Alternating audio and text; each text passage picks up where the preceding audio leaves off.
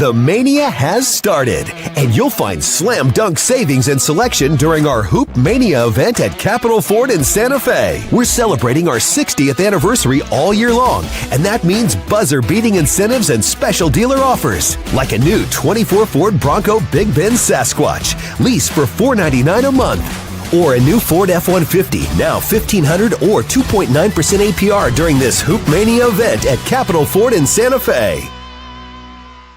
The Mania.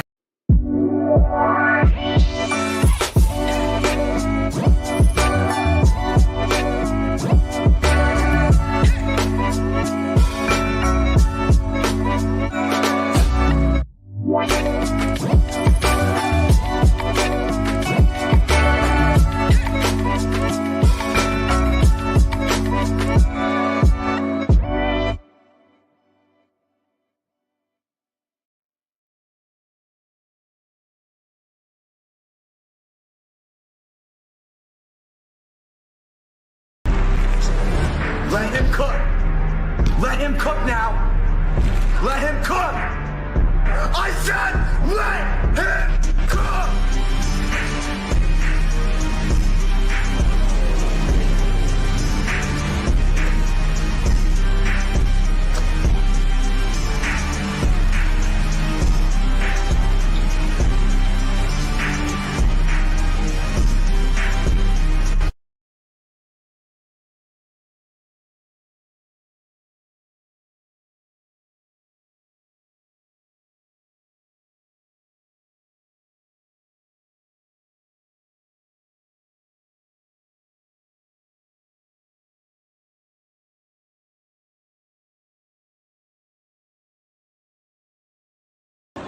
Ladies and gentlemen, from La Casa de los Lobos, the pit, here at the University of New Mexico,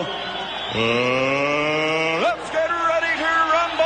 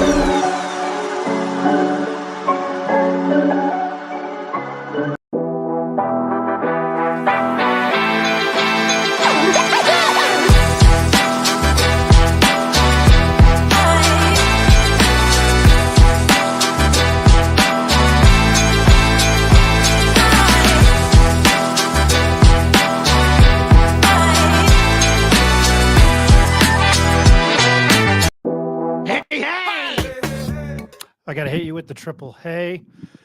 How's everybody doing? My name's Ryan Tamori. This is the Pit Press Live. I start with why I paid so much money for this mixer to use audio. We have breaking news.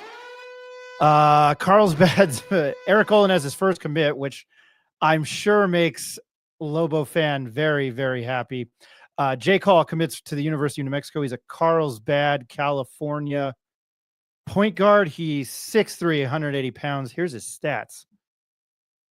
And let me move this. Nothing like producing and hosting the show by yourself tonight. Jay Call senior stats, 940 points, almost 29 points a game, 221 rebounds, 6.7 a game, 124 assists, almost 4 a game, 58% from field goal, and holy moly, over 40% from three. I don't follow recruiting very much, but those are good numbers. And with the mass exodus that has been since Richard Pitino left, it's some good news there for Lobo Nation, and I believe all the Lobo fans out there. Tonight's episode, I'm going to get to my first guest because he's waiting, but very quickly, coming up, here in a second. Very happy to talk to this man again. I met him in Vegas at the Mountain West Conference football and basketball media days, I believe. Kobe Dant from the Sports Gambling Podcast Network and the College Experience. I wanted his thoughts on the Final Four and if he's talked to Sports Rage's Gabe Morency lately. 7:30 from Let's Run Podcast out of Las Vegas, Nevada, covering the UNLV Rebels and Running Rebels. Jason Kelly, very excited to have him on. 8 p.m., Bo Davidson, the new general manager for your UNM football team. And very, very quickly, check out the Pit Press Plus. Refraining from any South Park jokes there. Very excited to do it. It's a paywall, exclusive content, more and more features and content and podcasts in the future. I need to write a script to promote that. But looking forward to that. Again, go to our website. I coverage out in Cleveland, writing stories on spring football now. Really enjoy Coach Jason Eck. I'll even get Colby's thoughts on that. But check that out. All the information is there. When I get through the guests tonight, I will push that a little bit more and explain more what it is. I don't want to keep this gentleman waiting anymore. He is from the Sports Gambling Podcast Network. And again, the College Experience. Pick Dundee, Mr. Kobe Dant. Kobe, long time, man. How are you doing? I am doing excellent, man. I appreciate you having me on the show, and it's a great time of year because you got the I got the NIT about to tip off here, watching The Crown in Vegas, but really waiting for the Final Four and getting excited with all the other sports going on. So, man, appreciate you making time for me. I appreciate you making time for me, and I'm sorry for that cluster F of an intro there. We just had that commit come in about like no more than 15 minutes ago, so I was like, oh, scrambling now. But I really truly appreciate your time, man. I want to start here because I was fascinated talking to you when I met you last summer. You were a plethora of knowledge. I'd love for you to meet my buddy Jacob Neff, who joins the show. And I'm not here to rain on anybody's parade. I was really shocked UNM. I'm going to start here. I was really shocked that UNM had hired Bronco Mendenhall. You, amongst a ton of other people in Vegas, thought it was a great hire. Now I'm going to switch gears on you. What do you know about Jason Eck, and how did you feel about that hire when you saw he was headed to the University of New Mexico? Well, I thought it was great considering. I mean, obviously, I think to some fans, it was heartbreaking. I mean, the gist I get, you would know better than me, was that it was kind of heartbreaking that Mendenhall almost makes a bowl in his first year and then is gone. And then to replace, I had my concerns of like, man, if he was one and done, and then to go get Jason Eck, who I had known, I host an FCS show as well. And he just did a great job with the Idaho Vandals and really kind of, because Idaho had been a program. I don't know if you folks remember, but like they were in the FBS not that long ago. And then just for whatever reasons, they were just falling apart. And then Eck walks in, takes him to the playoffs in their first year, in his first year. And then it got better every single year. It went from I think it was 7 wins to 9 to 10. And some of those were with losing his starting quarterback, I think multiple years. He had his quarterback, knocked out for the season. So doing it with a backup quarterback was super impressive. Obviously you would have liked to see a little more success in the playoffs, but still where this program was, it seemed to be heading, and he walks in and, I know he played at Wisconsin under Barry Alvarez. I think he was a GA with Gary Barnett at Colorado.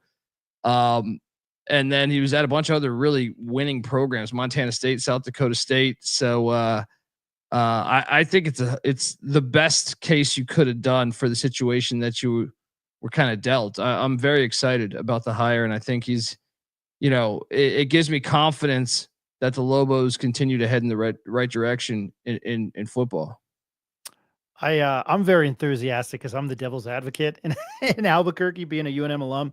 And we also have a new athletic director. So we've had a new athletic director. We've had introductory press conferences in the last 4 months, 5 months.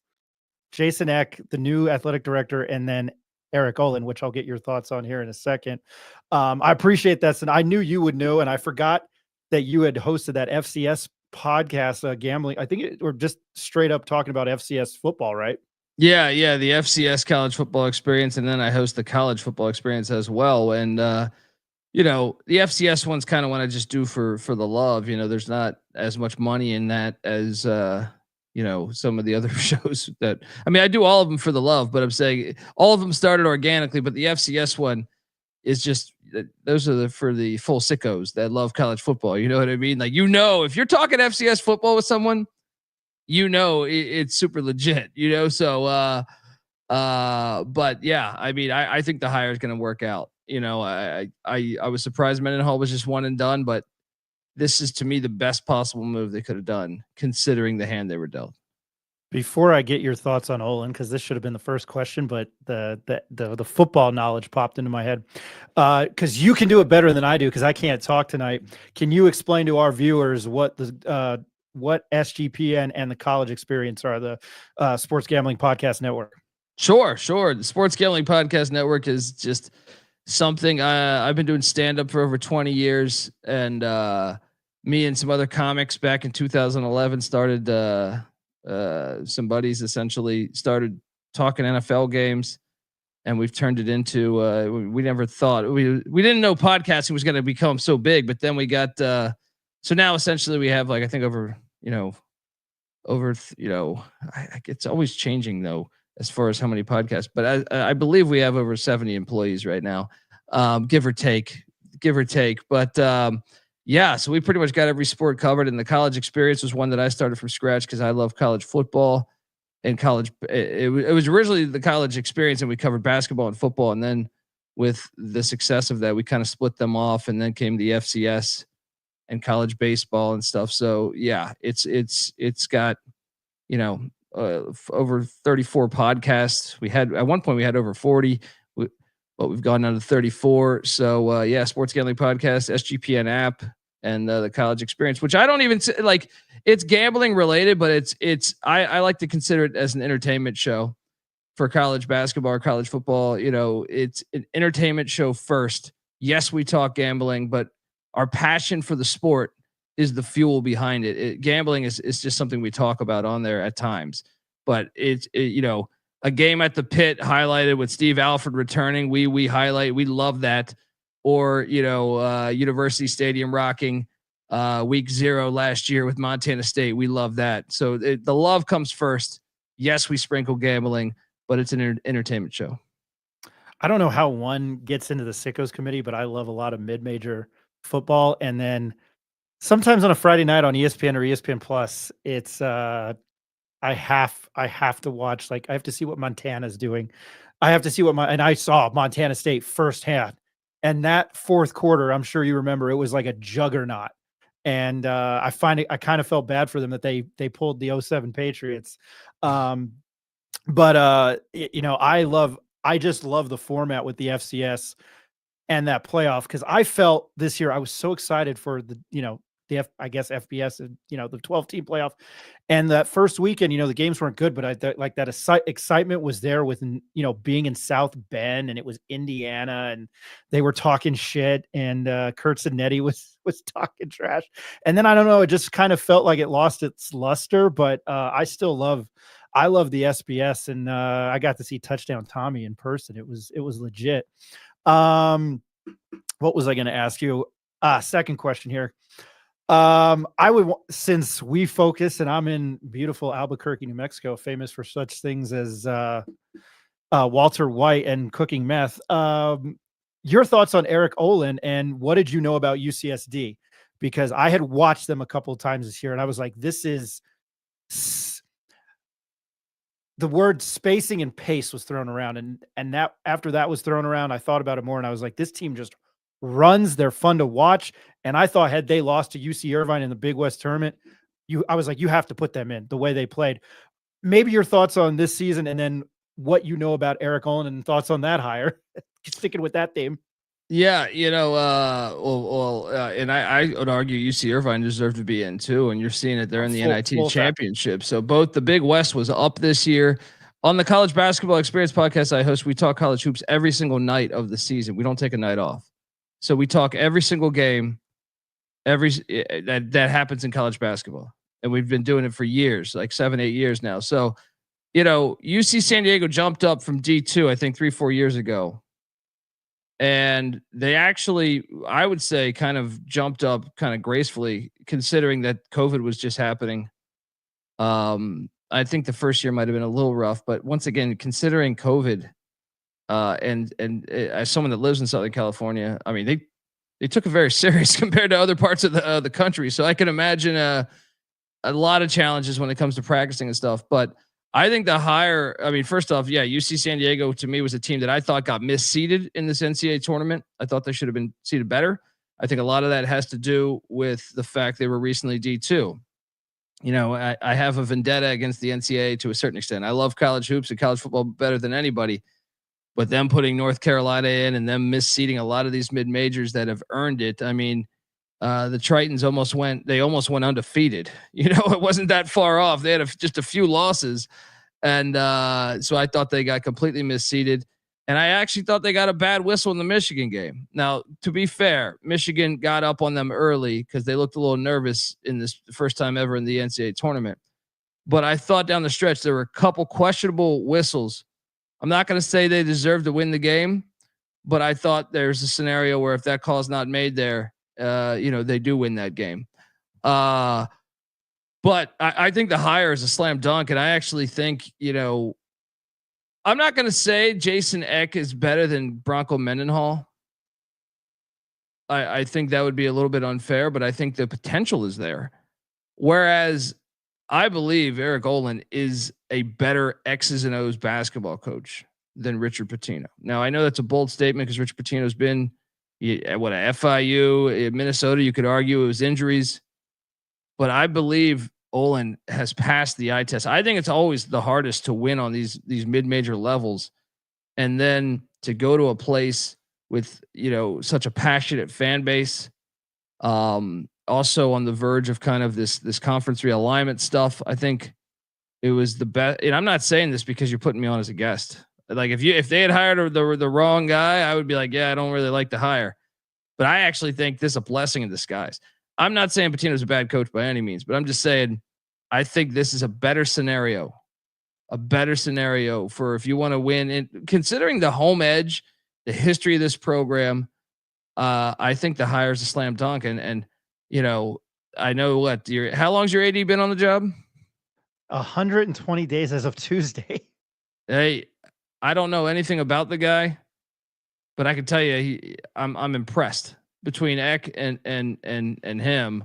I think, this is a really, really good thing you got going. And I don't say that just cause I'm on the show. I've been on plenty of podcasts where I'm like, yeah, Mario Cristobal, I don't like that hire, on a Miami podcast. So I would tell you, if this is a guy that you look at these D2 coaches. Ben McCullum at Drake just got National Coach of the Year. He's now Iowa's head coach, but he came up from what was it? Northwestern? No, it wasn't Northwestern State. It was Southeast Missouri State, I think it was something like that. Southeastern Missouri State. Yeah, in the D2 ranks, and to me, like that's how you a really good coach. Like if you can win with that and just jump in. They jumped into the Missouri Valley, and in UC San Diego's situation, they jumped into the Big West. There's some good programs. I thought the Big West was the best it's been in a while this year. And the Missouri Valley was another one that I just thought, and I'm actually surprised that I think moving forward, you might see this trend develop where you see teams that get rated in the portal go and get D2 sitting coaches and just bring a lot of their roster on like a high ranked D2 school. But anyway, back to I'm getting sidetracked, but Eric Olin, I think, is a slam dunk hire. I mean, this is a guy that has been at UC San Diego for a long time. And to me, he knows basketball. When you watch the tape or just watch the game, you see a sharp basketball team. And to me, I think that's a testament to his program, and the guy's won pretty much, I think, every year except for his first couple of years jumping up, which is understandable, especially considering the COVID stuff they had to deal with. I think he won the Big West Coach of the Year a couple times. I'm telling you, I think it's a blessing in disguise. I think this is the Eck one. I won't Eck's a good hire, but it's like Mendenhall. I'm a big believer that Bronco Mendenhall is a very good football coach. So that's a tall order to say, well, he's going to be, it's a better hire than Mendenhall. I think Eck's a great football coach. I think it will work out. You'll go to bowl games. But this one here, I think, is one that I think the only fear would be, is this a stepping stone essentially to another gig, which I hope not, because I think New Mexico with their fans, to me, it's one of the greatest home edges. You guys do college basketball right. And I would love to see him stay there for the long haul, which he might, because he was at UC San Diego for like 15, 20 years. I think it was 21. Yeah, that's what I'm saying. So I think he might. Sometimes you hire the right guy. Look at Mark Few at Gonzaga. You telling me other jobs didn't come through and offer him. It takes a certain personality, but to me, why would you leave that? And another thing is, I don't know where you guys are at with the Pac-12 Mountain West breakup thing, or what's happening there with that. But when I look at the future of the Mountain West, I don't see a real contender for New Mexico, which means you should be able to make the tournament every year. I mean, we'll see what happens with Grand Canyon. You never know. They have a ton of money and their enrollment's crazy. They're on the stock market, but yeah, I think you're setting yourself up very well for the future. So it's very funny because I hit you up like every once in a while. And like the other day, I was like, hey man, can you join our podcast? And we didn't talk about this. I have come on this show and I live in Albuquerque, and I'm like, people have called what Richard Pitino just did the Lobo Renaissance. And I'm born and raised here, and the late 90s under Dave Bliss, you look, a lot of guys didn't go to the NBA other than Kenny Thomas, if that name rings a bell. Oh, it does. Yeah. Forward. Okay. Yeah. Solid, ended up at Albuquerque High, and he went to UNM, and he is probably, I don't even think there's really any argument, he's probably the greatest Lobo. And I understand there was a gentleman named Mel Daniels, Marvin Johnson, then a Michael Cooper. But Kenny was here all 4 years.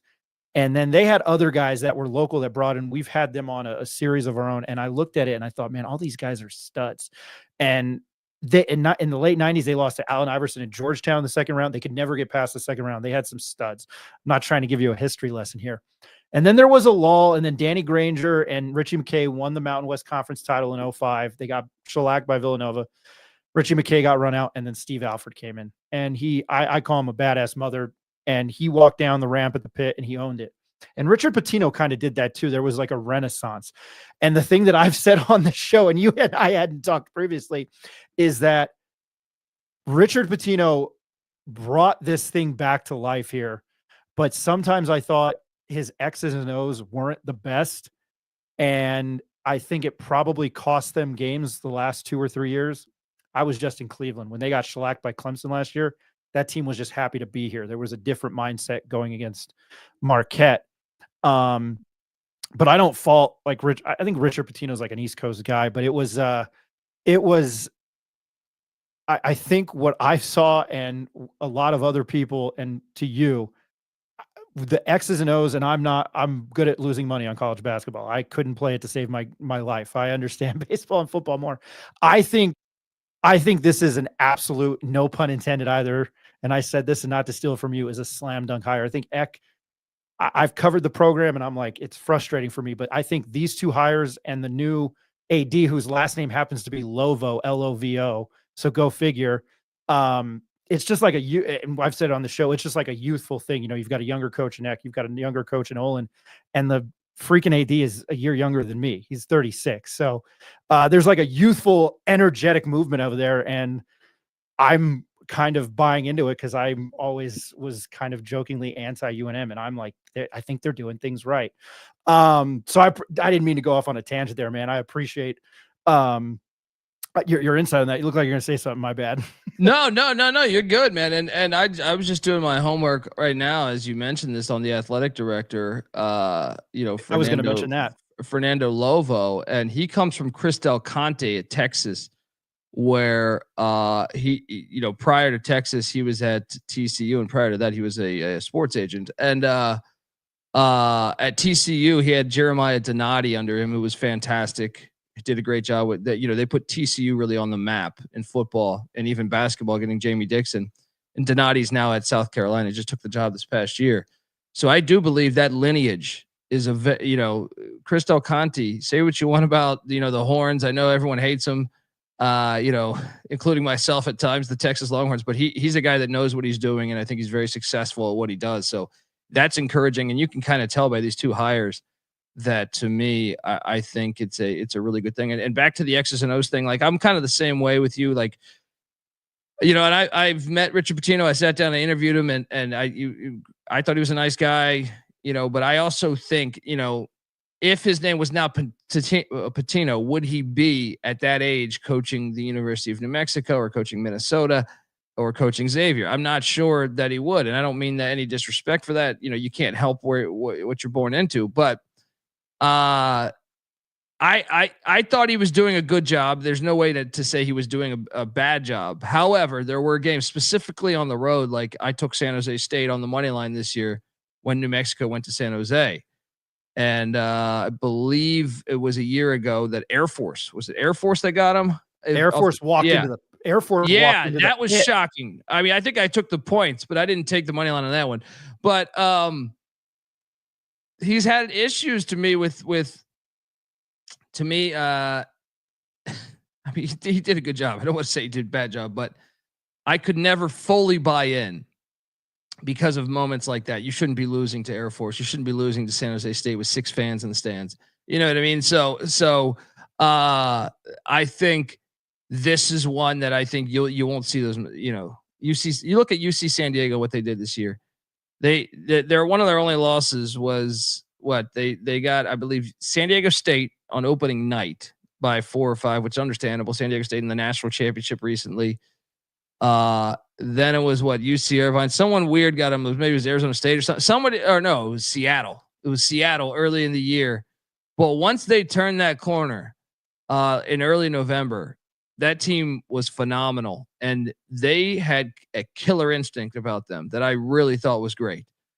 I kept waiting for them to fall because the Big West, like I said, was really up this year. Not only with Irvine, but I thought UC Riverside was really good. Their head coach just got hired at Fordham. Yeah. I thought Hawaii was decent. I thought Cal Poly, the Mustangs, they came out of nowhere. Northridge was good. Santa Barbara still a solid program. So it was a really good conference this year. And to have that killer instinct and put these teams down, I thought was very, very impressive. I thought one of the most impressive coaching jobs in all of college basketball this year. There's 2 things. 3 things. The athletic director Lobo worked under Urban Meyer. So like when Bronco Mendenhall left, there, like the buzz here was like, are they going to call Urban Meyer? And I was like, Urban Meyer's not walking to Albuquerque, New Mexico.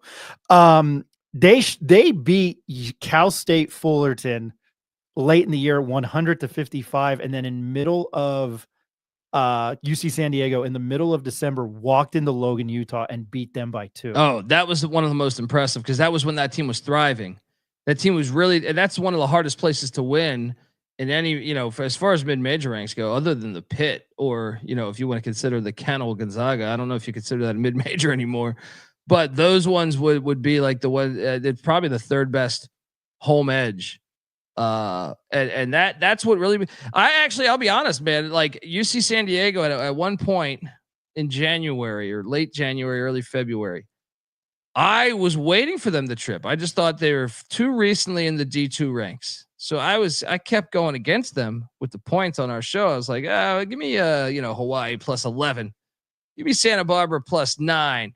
And every night I was like watching, I was like, dang, this team's just rolling these guys. These are good teams. These are solid teams. I mean, they're not going to be in the NCAA tournament, but they were good teams. UC Riverside was in the NIT. Northridge should have been, and I think they were in the NIT as well. And it was just very impressive to be doing that early into your tenure in D1, and just like the way you passed the eye test to me. When Pitino was at FIU, I think it was pre-Minnesota, they didn't have that killer instinct like that. So that's what I mean is like, you're actually, I think, and the fact that the guy was there 20 years, the only fear I have for Lobo fans is like, if he kills it this year and next year, does, SEC money or just, some big school, and then you have a dilemma, but, might as well, enjoy the time you have. But maybe he's a guy that wants to stay. Because I'll tell you one thing: you look at Gonzaga and Mark Few and what they've built. I think the same thing can happen at New Mexico. I think you look at the like fan interest and the fact that conference is breaking up. I actually think, I don't know your stance on that. I'd actually be curious to hear it, but I think you're gonna win that tournament every year. I mean, Grand Canyon is the only team that I see as like a threat financially and fan interest wise. Like with those other teams leaving, it doesn't leave. I mean, if UNLV, I guess, ever gets their act together, but I still think New Mexico should be the team in the NCAA tournament year in, year out with that new conference. I mean, with the new old conference, you know what I mean? Yeah, no. Yeah. And it's the talk here, and I follow it. I don't follow recruits. It's just something that I don't buy. My head wants to explode. And with NIL, and while I like it and I support it, now I'm like, this trend with 1,600 kids. I'm like, gee, like, what? I can't keep track of this. And I'm trying to be a reporter and I work a day job and we do this. And I'm like, I don't expletive know. Like, it drives me bonkers. But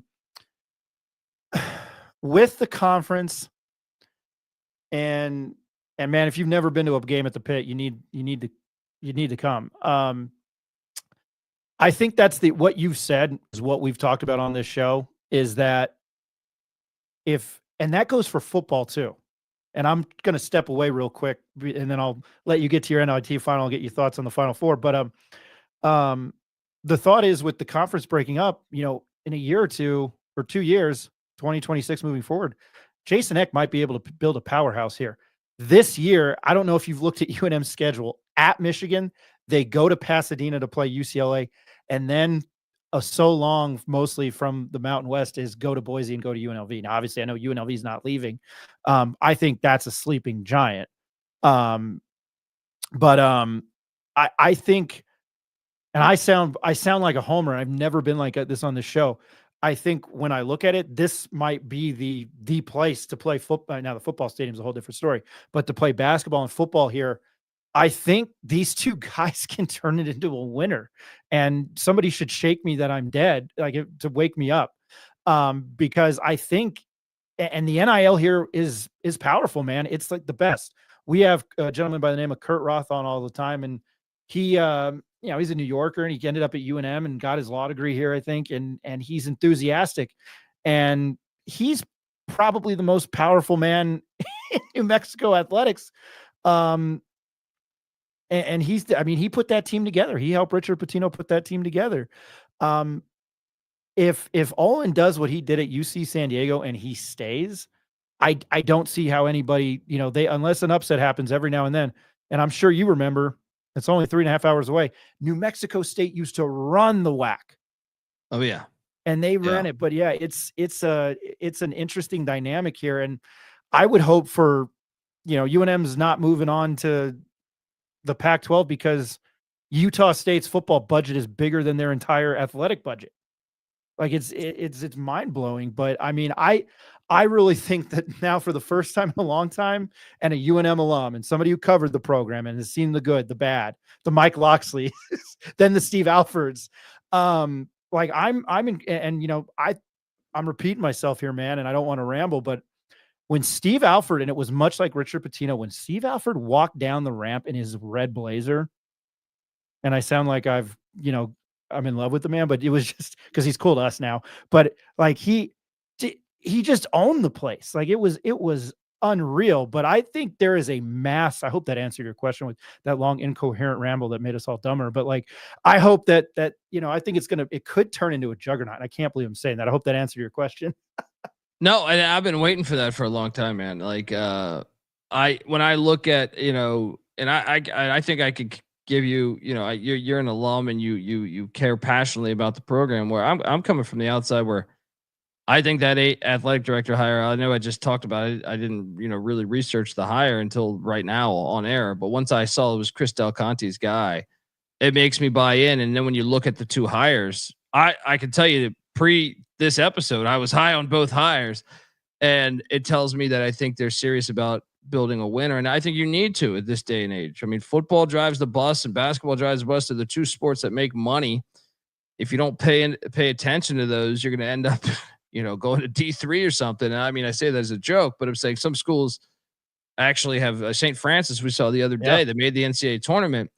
But to me, I've always wondered. It made no sense to me. I mean, especially when the basketball, we knew the fan base was great, and the state's basketball history from Jimmy Valvano running around searching for his team, but also New Mexico State have had good programs over the years in basketball. But I'm just like, man, it all it takes is a little bit, because it's like there's a bunch of, you just gotta, there's dynamite sitting on top of that fire. Someone just gotta light the stick of dynamite. But as far as football, it was always puzzling to me. I mean, I was a big Rocky Long fan, and I didn't understand. I'm like, wait, to me, any school that doesn't have a pro team and you're in a decent city, it just doesn't make sense why you can't be that great. For years, I thought, for whatever reason, I don't know if it was athletic director, I don't know what, but I was like, I don't know how they're failing at this, but they should be killing it, in my opinion. And, some of it could be a bad hire. Some of it could be, I don't know, you would know better than me, but for whatever reason, I think things are together. And I will say that this era, it's not just New Mexico. I feel like a lot of schools, with the changing landscape of college sports, football, people can talk trash about football and basketball, but specifically, I feel like football really got a lot of that direction of people would make fun of it for saying, it's rah-rah, jocks and everything, but they were fronting the bill for all these other sports, basketball too, but football, was really paying for, your rowing team. I don't know if New Mexico has a rowing team, but I'm saying for whatever university, all those other things were getting paid by football. And then all of a sudden, times change, the pendulum swings towards the players, and the players were basically paying that. And now you're in this spot where I think universities realize they have to really put basketball and football first, because those are the things that make money for the rest of your ecosystem to work. So if not, you're going to end up, ask Oregon State or Washington State. I'm friends with the Washington State people. They, Mike Leach was a good friend of ours, and he flew us up there, and we've maintained good friendships with a lot of the university there. And I know that's been very tragic. They've taken a huge hit financially. Now, I'm not saying they didn't put football first. They were just kind of in the wrong spot, wrong time. But I can tell you that it's only a matter of time when the conferences start cutting the teams that aren't putting football or basketball first. And that's why I think it's pivotal, and it's great timing for New Mexico to really, for whatever reason, it seems like they have their stuff together, and I'm excited for the future of Lobo football and basketball.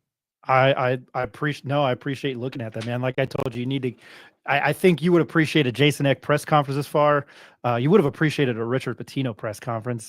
He walked out of the Cleveland off the podium before the Michigan State game, and he was like, "Hey, my dad's the coach at St. John's." Like he was Bill Murray as Peter Venkman in Ghostbusters. Like his dry. That's what I compared him to. I want to just get your thoughts on the Final Four, because I want you to get talking about the. Well, I'd like to ask you about the Final Four, and then I know you want to watch the NIT. So thanks for joining us, man, tonight. The tournament, obviously, I don't have to tell you this, very chalky. But first four, all number one seeds for the first time since 2008. I think it kind of set up a pretty good Elite Eight, and I think it set up a good Final Four. I do love Cinderella, but I also want to watch good basketball games. Last I saw, I think Duke is now favored to win, and it's not plus money anymore. The Gators are second. Houston's plus 430. The Tigers are plus 500. I guess that's the John Broome news. But I just wanted your thoughts on the tournament and who you like this weekend. Yeah, it's been a chalky tournament. I know, but I do want to pump the brakes on the narrative, and I'm not saying you're pushing this, but I see everyone on social media saying, well, the NIL, this is a result of the NIL, the transfer portal. I couldn't disagree more. I think you get one of these every 10 years. We saw it in 17. Now, it wasn't all one seeds, but it was pretty darn chalky in 17. And then I think it was 08 that it was all one seeds. 94 was super chalky. So I hate this narrative. This is what happens. We just talked about two D2 teams. McCollum took a Drake team. Drake had lost their entire team, right? DeVries went to West Virginia, and they took a bunch of guys with them, and the rest graduated. So what does Drake do? They go out and hire that coach McCollum from D2 ranks. He brings his team in. They go to the NCAA tournament. They hadn't won a tournament game since the 70s, and he wins an NCAA tournament, right? And San Diego had never been to the NCAA tournament. So like, I think we're just 12 months ago, Oakland beat Kentucky, folks. So I think we're just jumping the gun a little bit on it. I agree. Yeah, let's wait 3 or 4 years. If it's 4 years of this, then I'll say, or 3 years of this, then I'll say, all right, maybe there's some validity to it. But I think it's a ridiculous assessment to just jump in there. But as far as the actual tournament, I mean, I'm very excited to watch these games. You got, Bruce Pearl's never been to the national championship. Florida obviously won some national championships, but Todd Golden, young guy, has never been to the national championship either. But, Kelvin Sampson to me is long overdue for a national championship. So I'm, in one regard, I'm hoping he gets it. But then you have John Shire turning of the, passing Coach K passing the torch to Shire, and he's looked excellent so far as a head coach. So, and it's a rematch of last year's Sweet 16 where Jamal Shedd got injured. Because I feel like Houston, probably would have. I like to think they would have won that game had they had Jamal Shedd. But as far as the actual games, I'm fascinated by Florida and Auburn because Todd Golden used to coach for Bruce Pearl. The Broom injury situation, I know they're saying he's playing, but who knows what percentage. I think you describe those injuries. Anyone that's played sports say, man, no way he's going to be 100%. But I'll tell you this, one thing that stood out to me with both those teams, this is going to sound very stupid, but I think Florida's the most talented team in the country, but I have not liked the way they've played. I know they're in the Final Four. In my opinion, Todd Golden's been out coached by, you can make an argument. I'm certainly Danny Hurley and certainly Grant McCaslin at Texas Tech. I don't know how the heck they won those games. I remember the UConn game got done. I'm walking my dog 20 minutes later, and I'm like, how the heck did Florida win? I felt like UConn just played better the entire game, and Walter Clayton Jr. just made some crazy shots down the stretch, and somehow Florida wins. And I thought that's not sustainable. But then they did it again against Texas Tech. Texas Tech was up majority of the game. Texas Tech, I guarantee you every coach and player is going to regret that game the rest of their life because I don't know how they lost that game.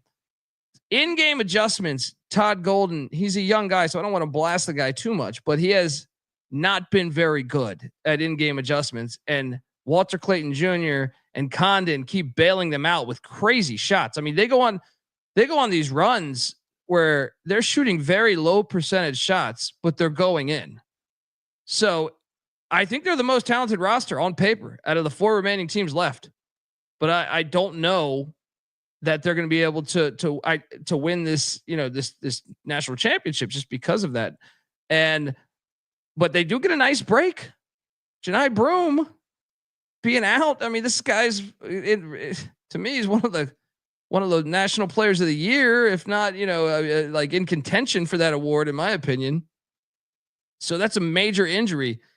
The fact that we don't know how healthy he is, I have to take Florida to win that game, unless he comes out and start in the first couple minutes. If he looks like he's fluid, running around and burying shots and being his normal self, then I could say, oh, okay. But I think the storyline is which team. Bruce Pearl's not known for his in-game adjustments either, and so it doesn't surprise me that Todd Golden has struggled at in-game adjustments, being that he's from his coaching tree.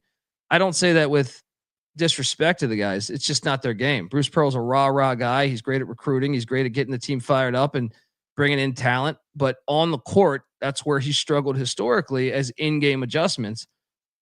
So him not having Broom, I think I have to lean Florida here, or I not lean. I'm going to take Florida. I've already bet Florida, so there's no leaning there. But Houston Duke is one that I'm taking the points in Houston. I think Houston has the chip on their shoulder from a year ago, losing in the Sweet 16. And here's something that to me, I think, Duke's been phenomenal. I've taken Duke a lot of this tournament, but I just keep waiting for them. They have so many young players on that team. Houston's a veteran team. Duke just blew out Alabama. But one of the things I thought lost in that game was Nate Oates put Grant Nelson on Cooper Flagg. And Cooper Flagg, he's an incredible talent. He's going to be the first pick of the draft. But he had his first kind of human game. Now, he still scored I think it was 16. But he did not shoot a good percentage. He struggled some. I think Kelvin Sampson is going to circle that. I think he's paying attention to that. I'm very curious to see who he matches up with, providing they don't get in foul trouble. Houston's the better rebounding team, and I think that's going to be the X factor. And the fact they lost to this team a year ago, and felt that pain with their leading scorer going down.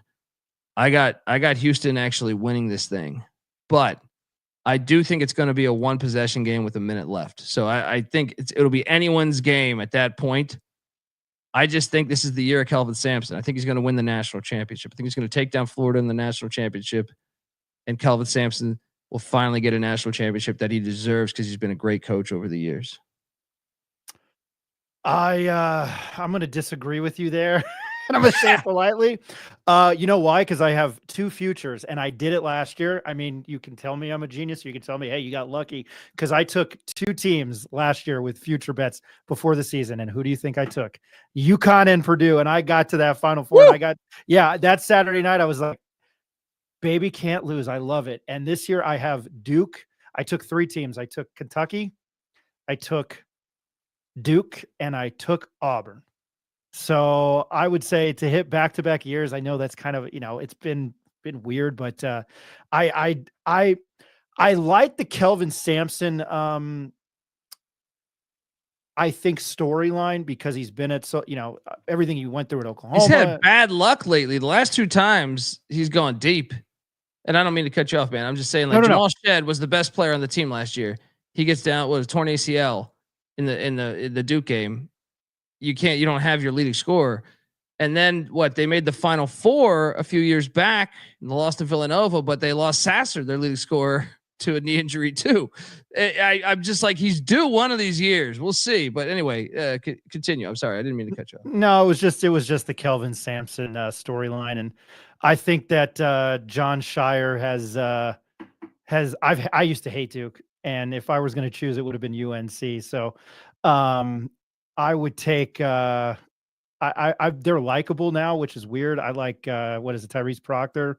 Yeah. Canople, the freshman Canople. Yeah, man. He might. People aren't talking about him enough. Like they're talking. Cooper Flagg is great, but Cooper Flagg is like stealing the attention. Canople, however you pronounce that, I always forget. That guy all year has been a dog. Like I actually think Duke wins this game against Houston. I bet you it's because him. Yeah, I think he's the X factor. I really do. His name is Kobe Dant from the Sports Gambling Podcast Network and the College Experience, or Pick Dundee. That's not a knife. That's a knife. I don't know if that makes any sense there, but with my terrible Australian accent, I appreciate you, man. Thank you for making time. It was good to catch up. Anytime, man. And I appreciate you. And I'm looking forward to watching the Lobos this year. And yes, I go by the name Pick Dundee. That's not a pick. This is a pick. So appreciate you, man. And take care, man. And let me know next time I can come on. I'd love to talk. I appreciate it. Thanks for making time with me again. Kobe Dant or Pick Dundee. That's not a pick. I love that. All right. Going to take a quick break, and we're going to move things around here a little bit early. Jason Kelly from Let's Run podcast will be with on after. I'm going to take a quick commercial break, and we'll be back with the new general manager of the UNM football team, Mr. Bo Davidson. Excited to talk to him. My name is Ryan Tamori, and this is the Pit Press Live.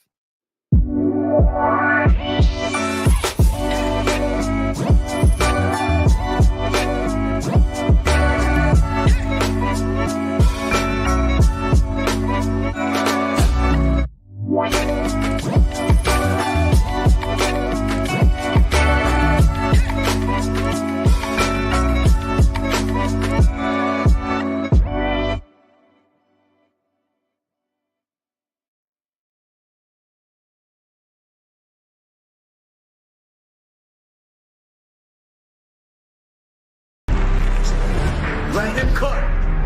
Let him cook now. Let him cook. I said let him cook.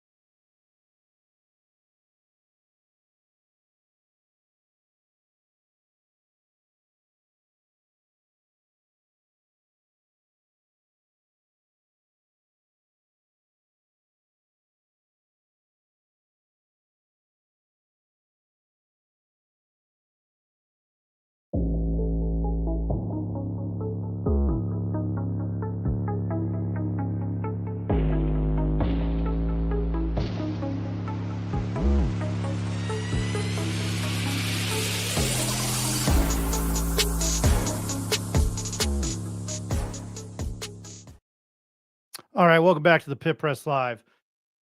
My name is Ryan Tamori. Very excited to have our next guest on. He is a new position within UNM football, and quite the lineage there and quite the background. And I'm sure he's happy to be working with Jason Eck. His name is Mr. Bo Davidson. Bo, thank you for joining us on the show tonight. How are you doing? Doing good. I appreciate you having me on. Appreciate it. All right. You come from Memphis in this last year. You had a pretty good run there, and it was notable for having one of the top recruited classes in the nation. How did your GM role play a part in that? A lot of it's, it helps to have good NIL. But the other part is bringing in good players. You can have all the money in the world, but if you don't spend it right, you're going to run into problems. So you still got to do a great job evaluating the film and getting good players, good talent, but tough players. I think that's something we're going to do here. Get some really tough players in here. What intrigued you about coming to New Mexico, and how big of an opportunity is it here with possible influence in helping recruiting with Coach Eck? Well, it's kind of funny. I did a lot of research on this place about a year ago. Y'all were interviewing some other candidates that I was tied to, and I might have been here a year ago. So I already knew a lot about the place. There were a lot of people that knew Coach Eck that I knew, and nothing but great things to say about him. And they've all held true. He's a hell of a coach, hell of a leader, great person, and I think this place is, and he says it all the time, it's a great opportunity. I mean, we're the program in the city, and if we get everybody behind us, this is going to be a heck of a place to. I mean, we're the team, we're the main event, so we have a great opportunity to build something great here. Joined by Bo Davidson, the general manager of the UNM football team. What is your primary focus right now in your role, now that spring camp is halfway through? Looking at our current roster, seeing what changes that we need to make. What do we need to improve on? You look at the roster daily, you're evaluating, and just trying to figure out the different areas where might be lacking. We need to bring in some talent. So that's the primary objective right now. And then building a high school class too. Coach still wants to build a good high school class, and we both believe in that. So and I'm sure you work hand in hand with Kurt Roth, who's a friend of our show, and I'm sure he's a hoot. But what is some great. any good Kurt stories? Not yet, but everybody in this city owes him a big thank you. He's done a great job, and he's been great to work with so far. This might be try to ask this question in the correct way, but what are some of your biggest challenges in evaluating players, and do they have NIL value? The biggest challenge is putting the right price tag on a player. You don't want to overpay, you don't want to underpay and lose a guy. And how will that player help your team? What are the deficiencies? Where you gotta look at the defensive scheme, the offensive scheme. I do have a football background. I haven't been a front office guy my whole life. I actually started as a coach, always wanted to coach. So just seeing how guys fit into the scheme. They may not always be the tallest, the fastest, or the 5-star recruit, but they'll fit in what we're doing. So evaluating the talent and getting the guys we need to be successful. No, I like that answer. This is a brand spanking new position at UNM. Do you feel as if your goals and objectives are clearly defined? Yeah. I mean, it's a new role, but it's a new role here, but it's not a new role throughout the country. And I can take what I learned at previous stops and put that into this program. And I mean, we're a few things away from being a really good program. And there's just little things that are missing, little nuances. I mean, we have great bones here. We gotta focus on the details and get this place going. What, kind of backtracking, what had you heard about, I know you mentioned last year, but what had you heard about New Mexico football maybe going into last year and then heading into this year? What specifics maybe did you know? I knew it was in a great place. I knew there were great opportunities here. It had been struggling. And have played for and worked for several coaches that have worked here before. And so I got to hear a lot about how you can win, what you need to do to win. And so hopefully I can take the advice of former coaches. We actually had one here today, Kevin Cosgrove, who I worked with at Texas Tech. And, he actually took me, I was supposed to take him out last night. He took me out last night and showed me around and just told me all the secrets of the city and what we need to do to be successful here. And I think the biggest thing, and it's one of our 4 pillars here, is urgency. And we got to go now. And we're not trying to do something tomorrow. We're not trying to do something 2 or 3 years. It's right now. We just fell into a great situation. We got a new head football coach, new basketball coach, and we got a heck of an AD. So, time is now. Have you met with Lobo, since you've been here, and your thoughts on him? Because I think there's, it's a fresh enthusiasm around that part of the city. Well, I haven't sat down with him. I have met him. Obviously, we were kind of in the middle of basketball rolling, and then losing a head coach, so he's been pretty busy. But he still made time to come out to practice. But we haven't had a true sit down yet. With him coming from Texas, I'm friends with the general manager there, and I've heard nothing but great things. And y'all see it. Y'all see it here. So. It might have been a stupid question on my end, given how hectic everything has been around here. It's all right. No stupid questions. In professional sports, the GM oversees the entire operation, including the performance, hiring, firing, and evaluation of the head coach. But in college, firing our head coach. Yeah, I know. I know that. No, I didn't even get to finish the question. I was reading that, and I got to thank the guy. I got to thank the guys that joined the show that come up with some of the questions.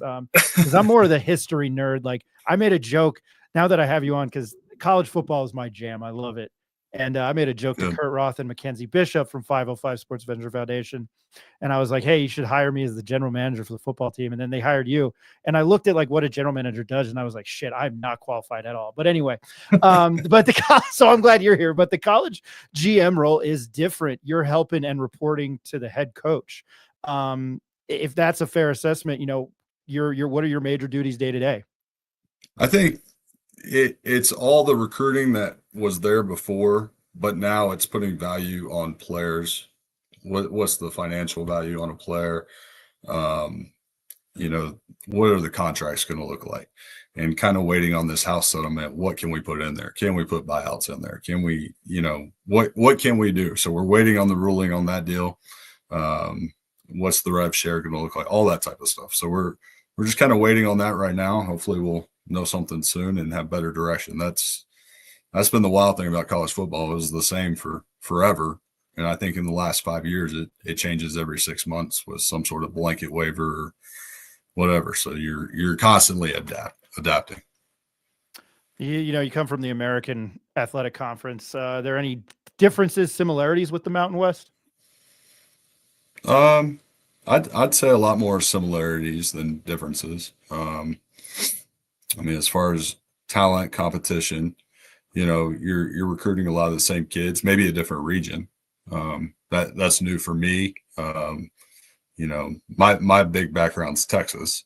So, but going into California, I've done it once, and Arizona has a lot of talent. And then obviously the state of New Mexico, we got kids right here that can play ball. So go. Yeah, you mentioned Texas, and I hope I pronounce it right, because I always forget. If it's Katy, Texas, which is outside Houston, you're from there. Nope. I thought I was mistaken from the school in Austin, which I think had produced like Nick Foles and Drew Brees. But I look at that, and it was Westlake. Westlake. Yeah, and Andy Dalton. The name that stuck out to me was there were some professional athletes that popped out of there, and Andy Dalton. Is that I've been all over the country, but that's still got to be a haven for football, even in that area of Texas. Oh yeah. My school's still rolling. They still huddle up. They still go under center and run power and counter. I think what Coach Eck was running back when he was playing at Wisconsin. No, it's old school. Really good head coach there, Coach Joseph. He is a legend and just a even better person. Great coach, but even better person. Looking at your resume, and you're going to follow, I think where the best opportunity is, but you went from Texas Tech to UConn, which then produced 2 basketball, national championships. Then you were at Virginia Tech, and then you were or I'm all over the place on this, but you've been at big schools. And then I think, the UConn comparison maybe to UNM. I mean, is it fascinating to be at different programs like that and see different, I guess, avenues on how to win? Yeah, I think I've definitely taken a adventurous path going across the country, different spots. Some were choices, some weren't, as college football goes. But you definitely learn a lot, and I feel like everywhere we've been or I've been, we've flipped the roster. And the good news is we were able to flip it in spring, and get a lot of key players in that spring portal. So just learning what we did at different spots and bringing all those experiences here. Not to be all over the place. You've been at practice. I went Saturday to the scrimmage. Is there anybody that's impressed you on either side of the ball at any position? I would say the running backs, the very talented crew. I think we have probably one of the better backfields there is in college football. I think you'll see that on Saturdays. They've done a great job, not just running the ball, but pass protection and just doing the little things.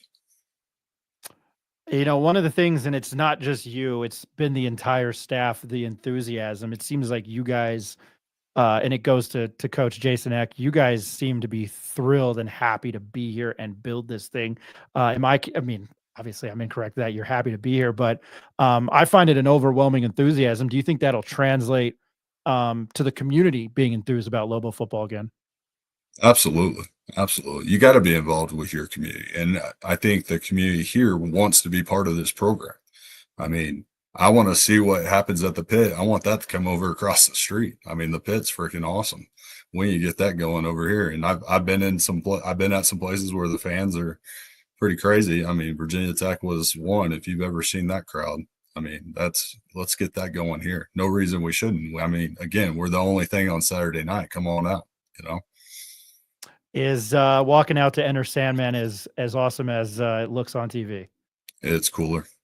It really is. It's one of those, you watch it and it's better. It's even better live. I thought it was going to be a letdown. It was not. I appreciate that answer. What's the coolest stadium or place you've been in your career, college football wise? I'd say Virginia Tech. I mean, it's just one of those. And I've been to Notre Dame, I've been to Michigan and some others, but that one's still the best. So so far I've been here on game day. What has been the most fascinating thing to Albuquerque, New Mexico since you got here? The weather. Except for the win the other day. Well, I had a small stint in Lubbock, so it's okay. I've had a little wind. It was funny. I was like texting my wife. I was like, I haven't seen a cloud in 3 weeks. And then we had some recruits on campus, and I think it rained, snowed, and rained in 4 hours. And I was like, I don't know what the heck's going on. And then the next day, I think it was about 75. So no, that is central New Mexico weather for you. My dad, when he moved here, loved it because said it was one of the only places in the country that you could ski in the morning and golf in the afternoon. That's why he loved it. I like that. Yeah. His name is Bo Davidson. He is the general manager of the UNM football team. I'd been bugging Frank for about a month to get you on because it's fascinating that it's a new position here. It's kind of unique to college football. And then the basketball team decided to play in Cleveland, so went to that. But I appreciate your time, and when I see you around at practice or in the fall, I'll definitely have to introduce myself. I didn't mean to make you wait that long, but thank you so much for joining us on the Pit Press Live tonight. You told me 8 o'clock. I was early. No problem waiting. No. I thought, you're there. You're going to be the most important. Not Kobe was a stand-up comedian, which I think he's probably the most important person on the show, but you are actually the most important person on the show. So I thank you for joining us and making a little bit of a time on a Thursday night for us. We really appreciate it. Anytime. And we really appreciate y'all putting the word out there and getting the fans excited, because we're gonna put on a good show for them. I know. And lastly, I know you just met me. I have a history with the UNM football program. I'm like a brand new person. Like, I am so enthused and I am excited, and I still try to look at things objectively, but I am so enthused and excited. I don't even have other adjectives about Coach Eck and you guys. I'm going to travel with the team. I can't wait. So I just got to throw that out there. I normally shouldn't say that I wouldn't, but there's All good. there's a new enthusiasm from a guy 20 years ago who used to sit behind the bench behind Rocky Long, and me and my buddies lived and died. I've told that story a million times. But Bo Davidson, general manager of the UNM football team, thank you. Have a great weekend, and I'll probably see you practice on Saturday. Yes, sir. We'll see you there.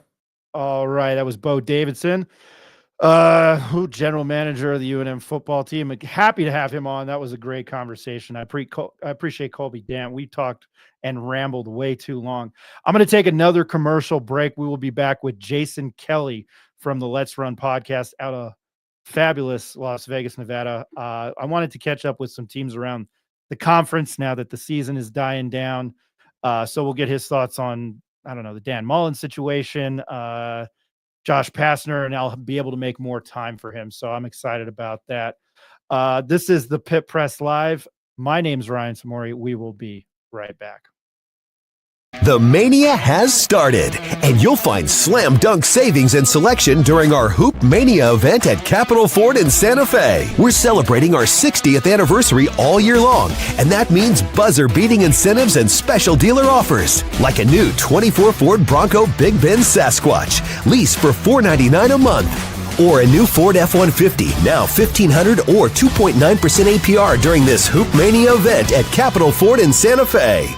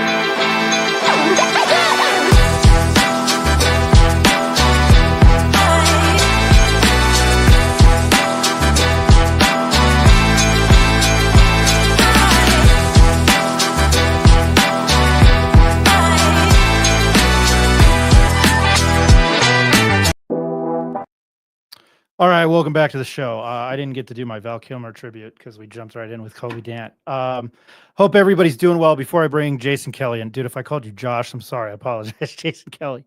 The Pit Press Plus, check it out. Exclusive content on our website. There will still be content for free, but it'll be behind a paywall. Nick and Eric and myself I'm writing a lot more. All right, moving the show along. I'm happy to bring on this next guest, and he's pitch hitting for me in a jam tonight. So I'm very, very, very happy to have him on. He's from the Let's Run podcast in Vegas, Las Vegas, Nevada. His name is Jason Kelly. Dude, if I called you Josh, I'm so sorry about that. You're on mute, by the way. Hold on.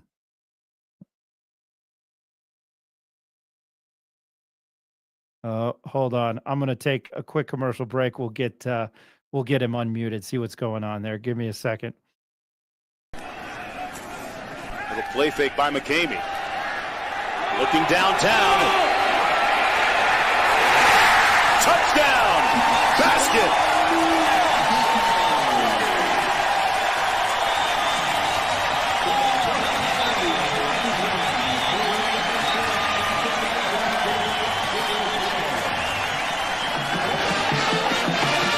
47 yards for the score. Here's what they're in 22 personnel, 2 backs, 2 tight ends. And it's McKamey to basket. That's it. Now watch. Gordon does a pretty good job. He doesn't get his hands on him. He saw that little stutter. I like what he's doing, but he's got to keep his eyes on the receiver. As soon as his head. 2 backs and 2 tight ends. Play fake to Moore, looking up top for basket. Got him behind his man. Flag down, the catch is good at the 1-yard line. He got him behind Ernest Gordon.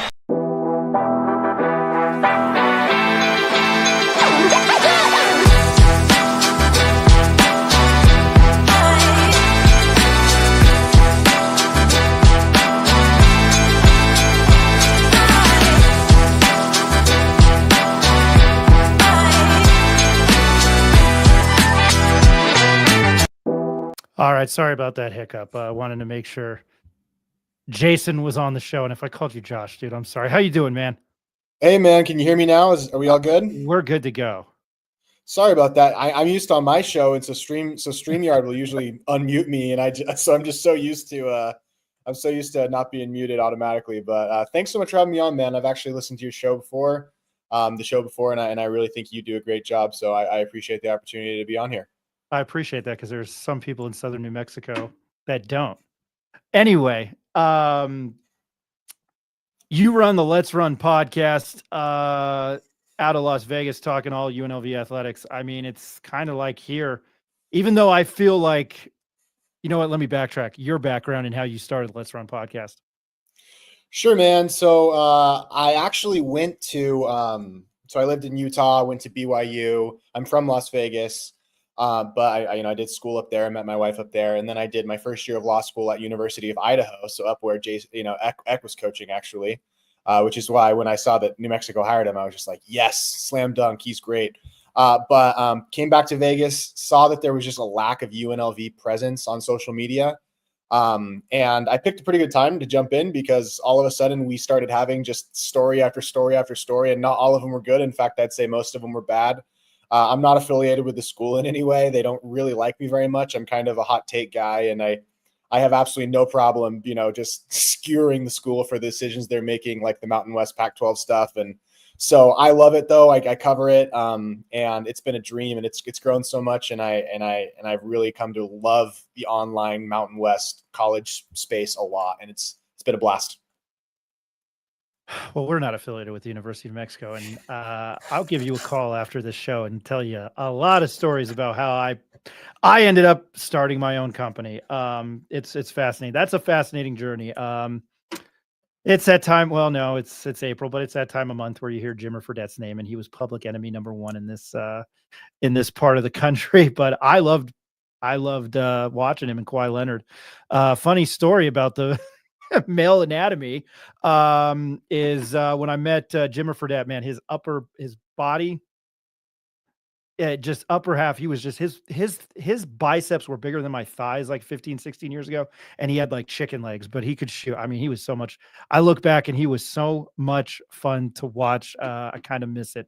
Anyway, I don't even know where to start with UNLV athletics because it's been kind of like UNM athletics. I can't believe I didn't go to Bronco Mendenhall's introductory press conference. And I've said it on the show. It was hindsight 2020. I didn't like the hire. I knew the guy. I know the guy can coach. I thought it was a terrible hire. So I've been to way too many introductory press conferences in the last couple months. I'm going to start here because I don't know too many details about it. Obviously, I see Dan Mullen. I think it's an absolute, for the pun intended, touchdown hire. What is up with his contract? What do you know? And then your thoughts on the hire. So first of all, I do want to say, not to backtrack, but with BYU, I was raised a UNLV fan. Real Mormons or rebels is what I was always taught as a kid. So, the LDS community loves UNLV down here. Anyway, Yeah, when it comes to Dan Mullen, this story about UNLV not being able to pay his contract was one of the I think it's kind of we believe that it's planted basically from a Board of Regent member, which is like the educational institution that controls the state of Nevada, from Reno. It's a ridiculous story because, like, do you have the entire balance of your mortgage sitting in a bank account right now? No, you pay it as you go. You know, we have the first 2 years of his contract sitting in an account, and that's just like how college athletics works. And so, you know, basically our AD kind of misspoke, and they turned it into a national story that made our athletic department look like they couldn't afford Dan Mullen, who is, by all accounts, I don't know if there's been a better G5 hire ever by any school, you know, just in terms of his prestige as a person in college football. So it was a ridiculous story, and I hate what it did to UNLV's reputation a little bit. And it's not the only thing. I mean, the Pac-12 thing has hurt our reputation financially for sure, because people are like, well, UNLV just can't afford to go, and that's why they're not going, which is actually kind of true, by the way. And so it's a ridiculous story. We can absolutely pay Dan Mullen. Our football program's fine. I don't want to say that our athletic department is financially healthy, because we're definitely investing a ton into football. Our football budget has like doubled in the last 6 years. And so there's been some growing pains for sure as we've moved into Allegiant Stadium and our new practice facilities. But it's all an investment, and investing in a guy like Mullen is absolutely worth it. And UNLV can and will pay his contract. And that's a stupid story that's planted by the people from Reno, Nevada, which they have nothing better to do with themselves. We're miserable in Reno. So there you go. Wow. All right. My buddy Rick, who used to join us, used to go to Lake Tahoe, and he was like, there's nothing good in Reno. And I was like, well, I live in Albuquerque, so go figure. But anyway, I mean, what was the appeal to Dan Mullen for UNLV? I mean, I know the answer, but just to hear from somebody there. Yeah, I don't know. Have you been out to Vegas for a game in Vegas at Allegiant Stadium before? I've been to Vegas many a time recently. It's on the bucket list. Yeah, if you get a chance, and considering that we're going to be in the same, I'll be there in the fall. I'll be there in the fall. Not to interrupt you again.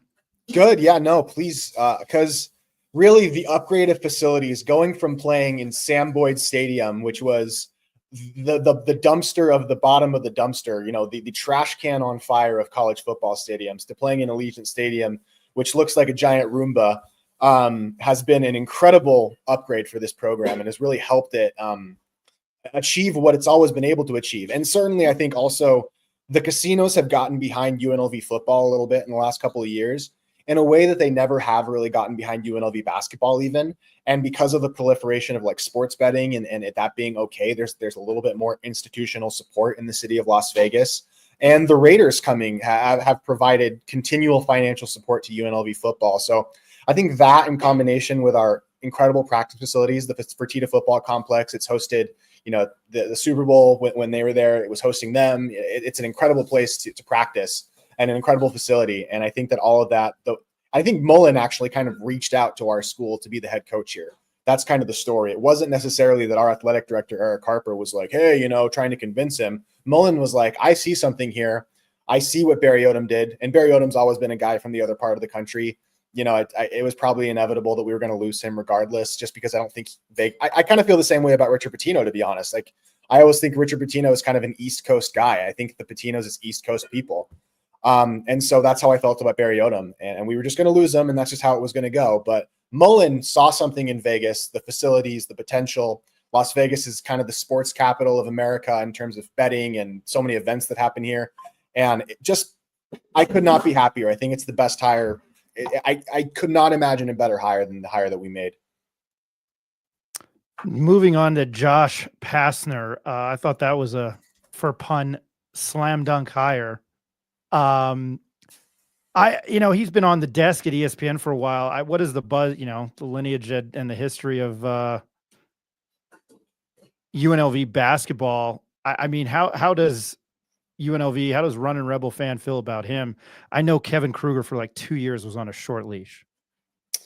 Well, Kevin Kruger was certainly a guy that he was a nice guy, but he was just a guy that never was capable of doing the job. You know, he had a pretty good support structure around him with his dad here in town, Lon Kruger. He had some backing by some of the boosters, but not all of them. I think people thought of him kind of as a nepotism hire for a long time, which he was. And so, I've been very critical of how I was very critical of how the school handled the hire. My initial reaction to the Josh Pastner hire was, I think it's a disaster. I thought it was a terrible hire at the time. I've warmed up to it a lot. Obviously, you have to win on the court to see results, but Josh Pastner was fired from his last 2 jobs. He did have a 40% winning rate in the ACC play at Georgia Tech. Now, Georgia Tech's a super difficult job because they have crazy high athletic standards, and the ACC generally has been a really good basketball conference. Duke, North Carolina, Virginia, all those schools. But I thought I didn't like the style he coached. And so my initial reaction to the hire was, I was on big podcasts all around the country saying, like, this is stupid. This is dumb. We should have hired your coach, Eric Olin, who I was actually, and I'm pretty sure actually that UNLV, this was not just reported to me, but to a lot of people in Vegas, that we had a deal with Eric Olin to be our head coach, and something fell through. And then we had a deal with Brian Hodgson from Arkansas State to be our head coach. And then it fell through and he went to South Florida. We got turned down for South Florida. Wow. A school that's been to one NCAA tournament in the last 30 years. And then we hired Josh Pastner, who I saw as not just 3rd, 4th, or 5th sloppy seconds, but 25th sloppy seconds. And that was my initial reaction to the hire. But I've warmed up to it as I've learned more about him. I met him.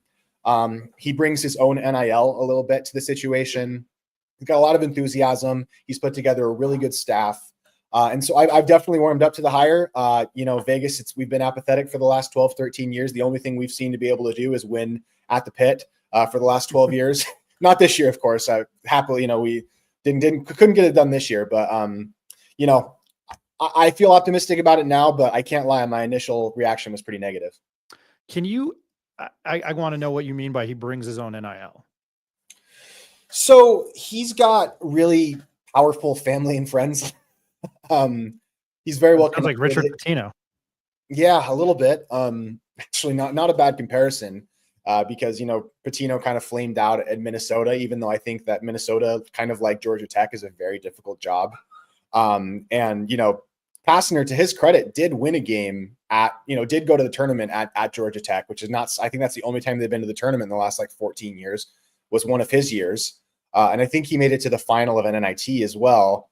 And it's not like Georgia Tech's done anything good since he left. And when he got fired at Memphis, it's not like Memphis has been any better since he left.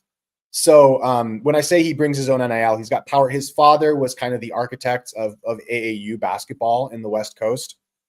He's got deep ties, to the Murphys and people that have a lot of history and money, a couple of billionaires.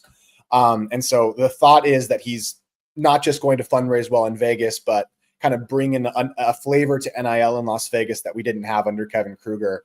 And just not having Kevin Kruger on the sideline will certainly add another 1,000 or 2 people, or 1,000 or 2 to the Thomas and Mack next year, which looked like a dead mausoleum this last year, which was really sad. When I had games on, I was shocked to see how empty it was. I don't know what was the general feeling towards Kevin Kruger. I had talked to a couple people in Vegas, and it just seemed like, I know nepotism, but his dad was I think about 07 when they both led him to the Sweet 16. But I don't know what was the was there any animosity towards Kevin Kruger? Oh yeah, totally. Tons. I started the podcast with the goal of getting Kevin Kruger fired. That is why the Let's Run podcast exists, because I thought after we lost to Southern, like the 300th ranked team in America, by 20 points to open our season last year. And we had an incredibly expensive, very talented roster last season. We won 2 rounds in the NIT. We had a tournament level team last year. And to see us lose by 20 to Southern, I was like, I gotta say something. Because Las Vegas media, a lot of it's old.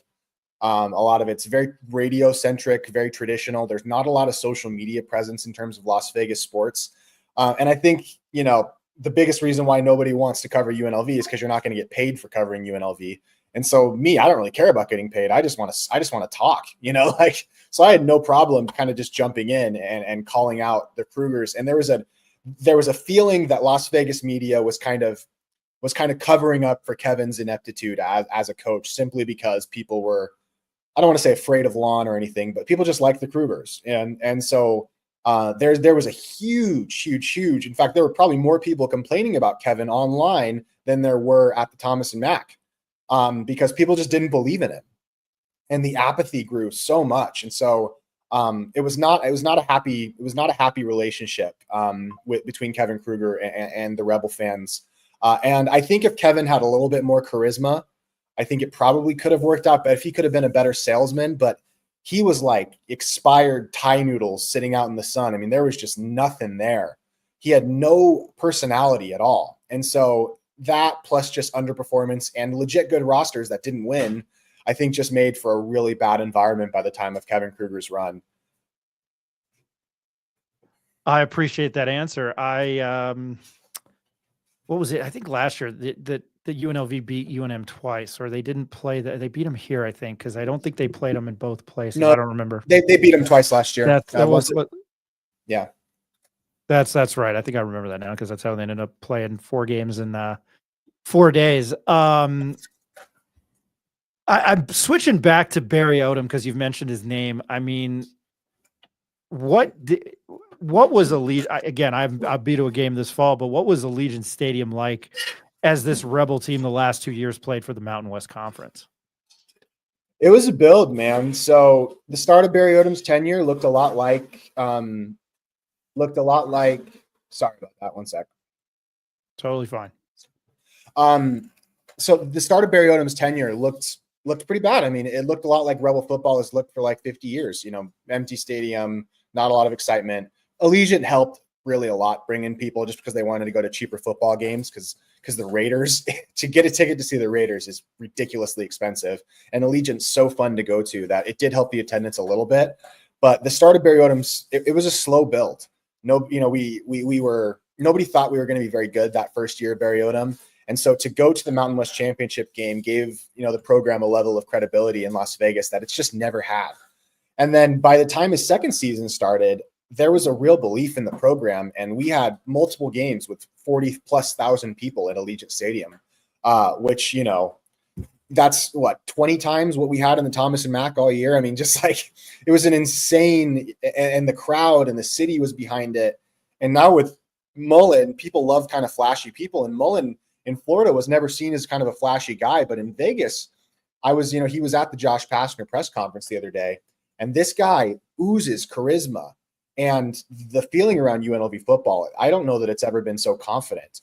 In fact, it's so confident that there's still multiple UNLV Vegas media people that are saying, well, UNLV and Boise are equals now, which is ridiculous, by the way. But like, that's the level of like confidence people have in UNLV football right now, to the point where they're making dumb statements like that. Like, we've never beaten Boise State. You can't say we're equals to them if we've literally haven't beaten them since 1976. But the confidence around the program is so high, and I think we're going to have 50,000+ people at a couple games next year.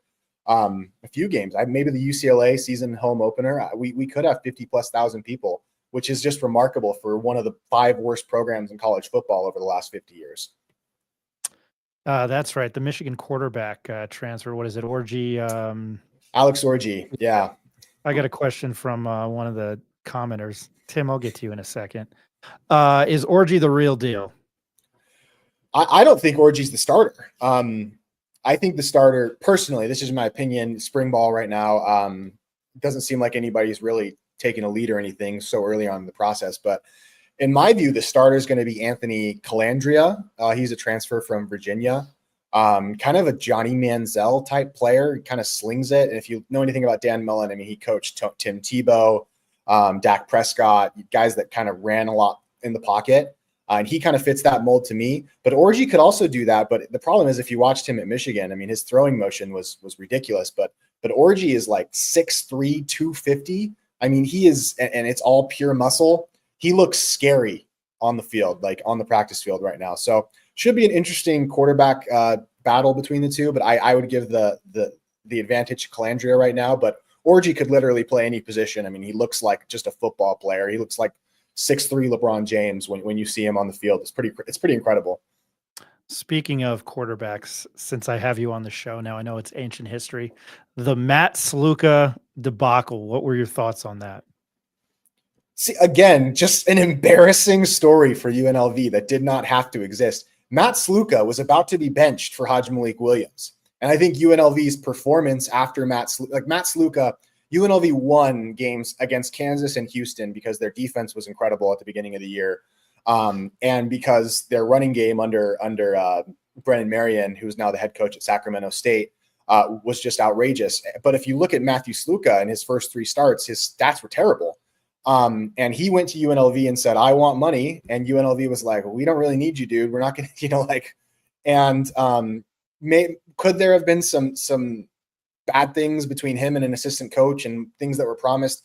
Yes, but I don't think that it has anything to do with UNLV not being able to pay that. I think they could have paid that. I don't think they wanted to. And I don't think they thought that Sluka was worth it, to be honest with you. So just another kind of like the not being able to pay Mullen situation where UNLV's PR has just been awful. But Matthew Sluka was no big deal. He couldn't throw the ball. And we were better without him. So yeah. I'm going to bring up John Romero. I normally don't do this during guests. I did with you. With fans like Jason Kelly, who needs enemies, poor UNLV staff and coaches, whatever happened to positivity. John, have you not listened to this show? Like, have you not listened to me? I'm like a new man since 2025 started. Tommy Gunn, porn star and boxer. What college football player doesn't want to play in a $2 billion Allegiant Stadium? 55,000 people will be at the UCLA game. I'm looking at their schedule. Sam Houston, UCLA, Idaho State, UNM, and Idaho. They've got two common opponents with outside not in non-conference, UCLA and Idaho State. When UNLV hosts Idaho State, they will be in Pasadena, and then when UCLA is in Vegas, UNM hosts Idaho State. That is very odd. That's a very strange coincidence. And I'm all over the place here, man. And I'm sorry, I'm going to focus on UNLV football. Then I'll get to Dean Thomas. I don't know how much time you have. Hajj, you mentioned the defense and players. Hajj Malik Williams came in. I thought his throwing wasn't the best. Again, I'm not an X's and O's guy. I don't know expletive. But he just seemed to have a different aura, and they played really well with him. And he had he had long runs that resulted in a lot of points for them. The Syracuse game was exciting. I mean, they nearly pulled that out. I think the defense kind of showed that the secondary wasn't the strongest. Obviously, Kyle McCord made everybody kind of look, have a weak secondary. But I don't know, we're keeping on the quarterback role. What did you think of his performance in 2024? Yeah, so Hodge was a very high floor, kind of low ceiling guy. And I think you saw that when he would play more elite teams. The Syracuse defense wasn't very good. That was an incredible game. Kyle McCord played. That was one of the greatest games by a college quarterback that I've ever seen. And he threw for, you have 70 passes completed. It was incredible. UNLV had an 8-point lead with like 6 minutes to go, and it ended up going to overtime. We got a little hosed by an officiating call, but ultimately it kind of was what it was. But Hajj Malik Williams was great. But when he started playing more elite level teams, like specifically Boise, who had a pretty solid defense this past year, the flaws kind of started to show. And Hodge was great, appreciate him. The Hodge Mahal is what we called the Allegiant Stadium last year. And he was great, man, but I think that UNLV has a higher ceiling in their 2 quarterbacks coming into this next season, as opposed to the past season, because Hajj Malik Williams and Matthew Sluka were both FCS quarterbacks who came up to Division I, whereas this time we have 2 Power 5 quarterbacks who showed flashes at their previous stops, and we feel pretty excited that there's going to be an upgrade of the quarterback room. Not sure about the defense, but we do feel like the quarterback's going to be better this year than it was last year. Campbell and Holy Cross, if I remember correctly. 2 players that I had the privilege of meeting and I think really put UNLV on the map. And then I'll ask my next question, then I'll get to Dean Thomas. Was Ricky White III and Jackson Woodard, who, I mean, both these guys got to be playing on Sunday this fall. To get that kind of, and I don't have to tell you this, but Ricky White III came from Michigan State and Jackson Woodard came from Arkansas, Big Ten SEC. I mean, what kind of players? To get that caliber of talent at UNLV, which had kind of been a doormat. Ricky White III could have made a case as a first-round draft pick, but that kind of talent on this team, that goes leaps and bounds, right? Totally. And Ricky White, I think Jaden Maeva was probably our quarterback from last year, not this past season, but the year before that, was probably a better thrower of the football than Hodge Malik Williams or Matthew Sluka was. And so Ricky White's like receiving numbers kind of took a little bit of a dip his last season. Recognizing that, he and the staff like made him into a special teams player, and he blocked 4 punts, like just an incredible achievement for a player. And Ricky White was kind of an outcast after the whole situation at Michigan State. There was a little bit of controversy there when he left. But to turn around and turn into the career he had at UNLV, he's a guy that I've had a pleasure of interviewing on my show.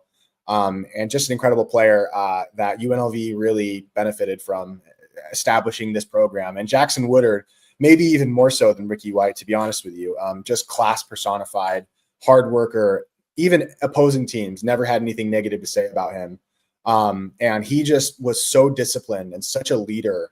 And so couldn't be more appreciative of those two guys. And I'm sure they're going to play very well on Sunday, and not as worried about replacing Ricky White. I think receivers, I think Mullen's going to have a good offense, but Jackson Woodard, our defense, is going to sorely miss him. And just couldn't be more grateful for those two. All right. I lied. Denver Harris, the cornerback, A&M. Thanks for that, Ronnie. I think he was at A&M and LSU, and did he transfer from UTSA? But he's at UNLV. What do you know about him? And I mean, he's got to be SEC caliber player again. There, honestly, not anything super specific about. I honestly haven't heard as much about the team this year.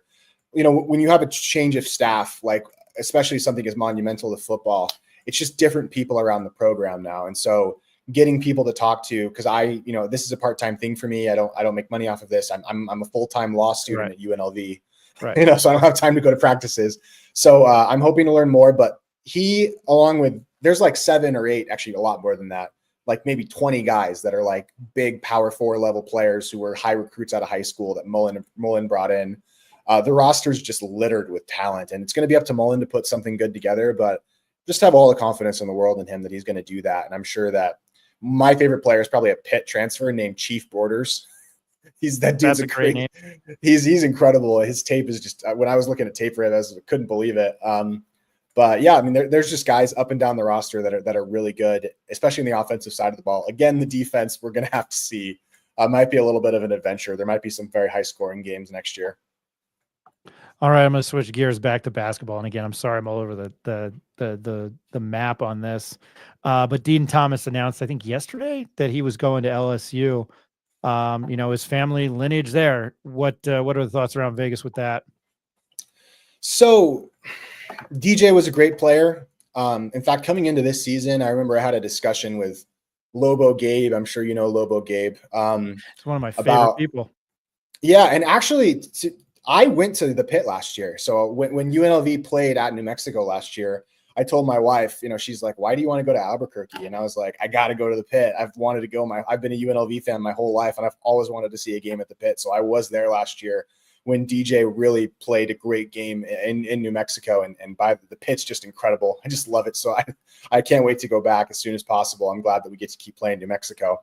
But DJ Thomas, really good player. Definitely lacks some physical tools on the defensive side of the ball. When he went out, our defense got a lot better pretty quickly, but a very good talent. And I think that DJ Thomas, the failure of the DJ Thomas era at UNLV can probably be laid at the feet of Kevin Kruger. I don't think that he did a very good job of putting DJ in the best position. DJ was taking an inordinate amount of our NIL package. He was taking a lot of it, and you could see that this year on the roster. And I think DJ he probably had a bit too much power as an individual player at UNLV for a guy that, never led us to being anywhere near the NCAA tournament. He was making a lot of decisions, or at least people felt like had a lot of power, and he and his family had a lot of power at UNLV. So, we love DJ. We think he's great. LSU was definitely an interesting choice. They've been kind of a crapshoot team, the bottom of the SEC shoe ever since they fired Will Wade, and see what Will Wade's done. But I think he probably took the biggest bag that he could get. He's never going to play professionally, at least not in the NBA. He might play overseas or something. So LSU probably just offered him the most money, and he probably said, "Yep, that's where I'm going to go." And we wish him the best. But I was kind of ready for a change. I don't like a single player controlling the program. So yeah, that's where we were with him. I was wondering how much say he had with things there, because where we are with NIL. We had the pleasure of meeting him and Rob Whaley, Whaley, I believe is how you pronounce it, and at the Mountain West Conference Basketball Media Days. And I don't know these guys personally. I was super excited to talk to him, and it was like the worst. I'm not here talking trash. It was like the worst interview. The two guys, I think it was Kobe Newton and Cole Henry from Wyoming, were awesome. Josh Udeji and McClendon from San Jose State were awesome. We got a lot out of Donovan Dent, who really didn't do much media here in Albuquerque. And it was like the two guys I really wanted to talk to in Vegas were like a complete and utter letdown. And it was very, I don't know, it was weird. Did talk to, not trying to take too much of your time. I did talk to Kevin Kruger 2 years ago, and everybody was, I think the SID had made a joke. I was like, hey, he was pleasant. He goes, wow. And I was like, he was pleasant. He was a pleasant to talk to, because I had heard grumblings. So I don't know why I'm telling you that. It was just upsetting that the two guys we were looking for, because I thought 2023, 2024, that UNLV team with the Boone brothers, man, they were a lot of fun to watch. So it was, go ahead. Yeah, I was going to say that was, I think if you want to know why Kevin Kruger failed, it's because that team didn't make the tournament. He'd probably still be, even if this year had gone exactly like it went, he'd probably still be the head coach. UNLV had 3 quad 4 losses that year, at home to Southern, LMU, and then we lost by 32. That's right. That was last year. Yeah. Mm-hmm. I cut you off. And then we lost by 32 I think New Mexico actually lost to Air Force too. But yes, we got, I mean, he still went to the tournament anyway, so who cares? Nobody cares that New Mexico lost to Air Force and Kevin Kruger got fired because he lost to Air Force. And that just tells you, everything you need to know about how important the NCAA tournament is. But UNLV was absolutely a tournament team. And I think that the apathy and frustration in the city of Las Vegas for the program is just insane. I mean, there's the level of buildup of anger. UNLV's had 5 coaches we've hired 2 Final Four caliber coaches in the last 10 years. We have TJ Otzelberger and Chris Beard, both hired by UNLV, and both gave us absolutely nothing because Chris Beard left after 2 weeks and TJ Otzelberger left because after having a losing record at UNLV and took Iowa State to 3 Sweet 16s or something. And my favorite stat to just describe to you how bad UNLV basketball is in the dumps is over the last 10 years, UNLV basketball is 8-0 against Air Force in the Mountain West Conference tournament. They are 0-10 against every team in the Mountain West not named Air Force in the Mountain West Conference tournament. They have not made it out of the quarterfinals of the Mountain West Conference tournament, which is played in their home building since 2014. It's been 10 years. They've never won 2 games in the Mountain West tournament. And so I think that is kind of just indicative of the state of the program. And Kevin, while I think he was a nice guy, had a bit of an anger to him and maybe a bit of I don't want to say pride. I don't know if it was pride, but a stubbornness to him.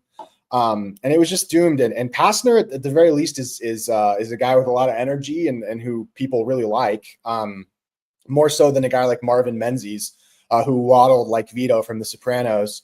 And so I know you guys probably don't love Marvin Menzies from the New Mexico State. His name came up last week, and I was like, I dealt with him as a member of the media. He was cool.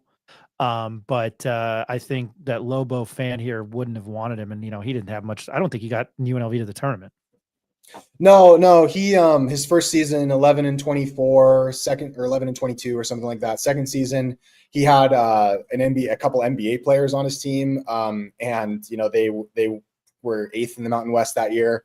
And then his third season they were like 6th in the Mountain West. And then he was fired for TJ Otzelberger, and he and the Las Vegas media and fan base never got along. So, yeah, I mean, bummer for Kevin. Wish it would have worked out, but UNLV had to move on. I wish they would have hired Eric Olin, but I'm very happy. I'm happy with the Pastner hire as well, because at least he's got charisma, man. A lot. We haven't TJ Otzelberger and Marvin Menzies. Neither of them had any charisma at all. So it's nice to have a guy that can actually sell something as a coach in Las Vegas. I mean, who would have think that you would need somebody with some flashy star power, salesman ability as the coach of UNLV? Who would have thought that? A name that came up. His name's Jerry Tarkanian. Who I watched the HBO documentary the other night. I have to watch like a couple documentaries every March, and obviously Survive in Advance. And I watched The Running Rebels of UNLV by HBO Sports. I love that documentary. It's probably things I don't, I already knew, but it was a good documentary. Which I'm sure you've seen. Then there was something else that popped up on my YouTube that was a longer documentary on UNLV. I don't know. I'm fascinated by Vegas and sports there, and I'm fascinated by the late 80s, early 90s. I know Tarkanian had more success there than that, but being that I'm the Knicks fan, Larry Johnson is my guy. I love Larry Johnson. Not to harp on a league that I don't even watch anymore, despite the two Knicks things right here. I want your thoughts on Eric Olin, because he sounded, I didn't hear any grumblings about that UNLV was going after him. But your thoughts on him, because it sounds like you're very positive, and then you messaged me the Eck hire. So I'll start with UNM here, and I'm not going to keep you much longer. But your thoughts on the two new coaching hires that UNM has had. Yeah, I'll start with Olin. So Olin, I was talking to some national guys earlier on in the season, and UNLV having these massive nationals, like the Sluka story was everywhere, and the Pac-12 Mountain West stuff. UNLV got a lot of national attention, so I had cool opportunities to talk to people that have really big followings. And Olin was on UNLV's radar for a long time. We knew we were firing Kevin Kruger pretty much the minute that he didn't win a single quality game in the non-conference. We knew that, and probably the minute that Rob Whaley went out with a back injury. And so Eric Olin was kind of one of the guys on our radar. And so I started paying attention to UC San Diego a couple months ago. And I started watching their games. I went back and watched the Utah State game that they had when they won at Logan. I watched just a ton, and I was very impressed with his defensive philosophy. Teams couldn't score on him. He had a top 30 defense, which to do at a school like UC San Diego, and I'm talking top 30 in KenPom. So I know that he may play in a weak conference, but KenPom accounts for all those kinds of things. To have a top 30 defense at that small of a school with those few resources was just incredible. He was not winning with outstanding talent. He was winning with discipline, with effort, with intensity. And he did have some good players, of course. I mean, you can't win without players. But I was just so impressed by the level of control that he had over the game. And I think he's one of the best coaches in college. I think he's probably going to be at New Mexico for 3 years and then 2 years and then get scooped up by another school. That's probably my prediction. I think that as mid-major schools, we just kind of have to hope that we find our guy eventually, but we have to understand that people are going to leave us and we can't take it personally. At least with coaches, unlike with players, we get those sweet, juicy buyout dollars. And so couldn't be happier with Olin. I don't know if you wanted to add anything to that before I move on to Eck. No, I've said my piece on Olin. I mean, I watched. Yeah, I love like Big West, mid-major. Excuse me, the Big West, the Summit. I love the West Coast Conference. My dad went to Fairleigh Dickinson, so I watch the NEC when I can. But I agree with everything you said. I caught several UC San Diego games this year, and it's like a Thursday tradition, to watch all those mid-major games on Thursday, and then they play Saturday. And they were a lot of fun to watch. What is it? Anumano Tate Jones, or I forget his name. I'm sorry. And then they had Tyler McGee, or McGee. I don't know. Pure shooters. I don't know. They're fun to watch. So it was, I didn't think he was going to be such a hot commodity, but I mean, it all, when it comes down to X's and O's, and I think that's what, it's not just me, I think, and not just on this show tonight. I think what, Richard Pitino lacks. And, I liked Pitino's he's charismatic. You mentioned TJ Altenberger and Kevin Kruger. Let me tell you who was not the most charismatic guy was Bronco Mendenhall. It was like I didn't even want to cover the UNM football team because of his demeanor. And I'll leave it at that. I don't even know if you answered Eck there. I'm so sorry. I'm getting to that point in my day. Yeah, I just wanted to know if you wanted. I think Olin, I think New Mexico has legitimate recruiting advantages, whether it be just an incredible home court. I think the winning that they've done is going to really propel him to kind of level up in his recruiting. That's kind of the worry with him. It's like, who did he recruit? Who's he going to target? And so I think he's going to be able to level up the New Mexico. And I think that he probably has that vision, but it's still a concern. You're still going to have to see who he gets in the portal. Passner is not a guy you're ever going to, at UNLV at least, he's going to be a guy that's going to swing for the fences on all his players. And we're going to have to see that from Olin because he hasn't ever done it in his career yet, but I have all the faith and confidence that he will. In terms of Eck, so I obviously I lived in Idaho for a little bit. I lived in Boise, actually. I was not up in Moscow. I would rather die than live in Moscow, Idaho. But just an impeccable reputation. You can always tell a coach by their reputation. And Eck is kind of an infectious guy. The state of Idaho loves him. And I think that part of the really good thing about him is he's bringing players with him, kind of the cream of the crop from that program. And I just think that he's going to bring a level of warmth. You're right about Bronco as a BYU fan. Bronco at BYU definitely wore out his welcome towards the end of his tenure there, just because he's so like, I don't know, there's not a lot to him. And so I really think that the warmth and like the family feel that Eck will bring to New Mexico, as well as I think he's just a good ball coach. I think he can really coach his butt off and build connections with people and recruit well. I think he's going to do really well.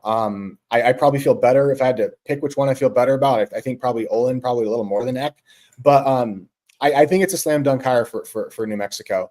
And I'm really excited that New Mexico seems to be taking football, like UNLV a little bit more seriously, because you have to.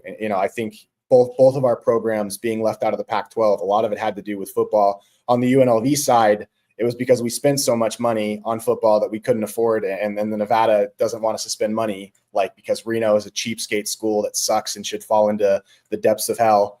My apologies. I didn't mean to curse there. No. It's all good. Yeah. So I'm really proud of New Mexico. I mean, I've always loved New Mexico fans, and I've always loved that school. And so I'm really proud that they're making a stand on football and saying, yep, we're going to start doing this now. And I think Eck's a great continuation of what they started with Bronco. Yeah, I'm the first time in almost 20 years enthusiastic for Lobo football. I've said that a lot on the show, and if you've listened to us, I like you're definitely going to be a guest multiple times on here, man. I've appreciated this conversation. I wanted your thoughts, and I'll throw it out there just because they won the conference, and I'm pushing 2 hours, so I'll get this thing rolling to the end here. But what do you think about Ali Faroukmanesh at Colorado State? I think with the success that they had under Medved, that they kind of deserve, like, when you have a program that's humming like that, a level of continuity is probably a good thing. But we don't know if he's going to be able to continue that at Colorado State. Hiring college basketball coaches, sometimes you get Richard Pitino, sometimes you get Paul Weir. You don't know what you're going to get. And say what you want about Paul Weir. He was a pretty nice guy, but and it seemed like he had all the tools to get it done, but it didn't work out. And it seems like Ali is going to do really well at Colorado State, and he's just going to continue on with the Medved thing. But when you take out that big of a factor like Nico from the Rams, I think that it's kind of a 50-50 proposition with me. First-time head coaches are a crapshoot. We saw that with Kevin Kruger. And so I guess we'll see. I don't think Colorado State is going to be as good as they've been the last couple of years. I would predict a fall off, but you don't really know. And maybe Ali is actually smarter than Nico, and he's the one that was holding it up. But I thought it was probably the right decision to stay in-house there, just because Nico Medved's such a good coach. And I think that keeping that continuity was probably the right call. So good hire for Colorado State. We'll see how it goes. I appreciate that answer. Again, joined by Jason Kelly from the Let's Run podcast. And I'm going back to football because I forgot to ask this. And again, I don't normally try to conduct the back and forth like this, but I've appreciated this conversation. I heard that UNLV was a sleeping giant when it comes to football. I know that's kind of a very generic statement. I think so, especially with Allegiant. And then I'm so sorry, the center that they built. The Fertitta Football Complex. It's incredible facility, incredible. Very expensive. UNLV invested a lot into it. Fertitta, because the Fertitta is the people that own the Houston Rockets. They were part of the reason why we got that center built. So that's why it's named the Fertitta Football Complex. But it's been just as big of a boon for UNLV as Allegiant Stadium has been, to be honest with you. Gotcha. You've walked on UNLV's camp. It's been a long time since I walked onto UNLV's campus, but I think when you get past that parking lot and through the Thomas and back, you walk behind the Cox Pavilion. I don't know. I thought it was a really clean clean, lovely campus again. That was 15 million years ago. But is UNLV football a sleeping giant? I don't even know if I'd say that they're sleeping anymore. Hiring Dan Mullen, I think, is a signal that UNLV football, you can't predict that they're going to go to the college football playoff because especially with part of this reason why I've been skewering this administration so much for the Pac-12 stuff is because UNLV football in the New Mountain West could go 12-0 and not make the college football playoff. And I think that having that control over your own destiny is really valuable. I think UNLV has been awoken, whatever that means. They were a top 25 team to end the year. So, I mean, like, they're not a giant of college football, but they're certainly awake. And I think they certainly have the potential to continue on. And if they're going to be what I think they should be, playing in Allegiant Stadium and being in the city of Las Vegas, UNLV is going to have to be spending $100 million a year on athletics. That's like basically what a Big 12 school spends. And I think that Dan Mullen's a step in the right direction, and they have to raise a lot of money to do that. And it sucks that our beloved basketball program has kind of taken a bit of a back seat to this, but I think in the long run, it's going to be a very worthwhile investment for the university. And it just makes me mad that they don't have control over their own destiny for the college football playoff, because if they're 12-0 and Boise's 11-1, Boise's going to the playoff. If they're 12-0 and Memphis in the AAC is 12-0, Memphis is going to the college football playoff. Being in an inferior football conference, you just don't get that benefit of the doubt. And I think that's important. But I don't know that will hold UNLV back forever, because crazy things happen in college football. So looking forward to seeing the next era of I hope Dan Mullen's here for at least a few years, because I think that he could really be a part of launching UNLV into the next stratosphere. Jason, I want to thank you for the insight tonight. And I sound like a bumbling idiot compared to you. I'm glad you pinched hit. I was trying to get a couple other people on, and I was like, you know what? If you're, I would ask you to join next week, and I was like, hell, I'll just give it a shot tonight. I really mean this. Thank you very much for joining tonight. This was a great conversation. And I'm sorry for the back and forth. It was, again, I asked you late, so I was trying to figure out where I was going to go with this, but I appreciate your insight. Man, it was a fantastic conversation. Anytime I need to talk UNLV, I'll bug you. Thanks, man. I really appreciate that. And I love New Mexico. You guys are just an incredible community. And I love the relationship that I've built with a lot of New Mexico fans. And so any chance that I have to talk New Mexico and UNLV, and I think it's an absolute opportunity that I need to take. And so thanks so much for having me on, man. I cannot wait for the next time. Appreciate the opportunity. Of course. And plug your podcast one more time. Oh yeah. The Let's Run podcast. It's on Twitter. You can follow me at Jason K Redline. Seems a lot. It's a lot like this. I just kind of talk, and I'm a hot take artist, and sometimes I'm wrong, and a lot of times I'm right, and a lot of times I'm also wrong. So if you find that compelling, please subscribe, especially during basketball and football season. I really try and bring on people and talk to people and cover the team in a fair and realistic way. So yeah. No, much appreciated, man. I'll be in contact with you. That is Jason Kelly from the Let's Run podcast. That was a fantastic conversation. I'm going to go to the comments because they're fantastic. Some of them are back to Colby. Cristo Conte is from New Mexico. So I believe Taos, my main man, Timothy Fuller. I hope you're well. Take care. Great take. Patino could never get over the hump. He lost to NMSU. When is Bo on? Forget this bum. Kino, and again, I butcher your last name. What do you guys think of teams being able to just swoop in money and take players like Denton, Dean, and Thomas, and teams like UNLV and UNME not getting any sort of compensation with return? What the Grambling coach said that today. I posted it on my Instagram. And I'm going to do that on the live show today is look at it. Grambling State head coach Mickey Joseph says, there should be buyouts when players transfer up to bigger programs. This is per Front Office Sports.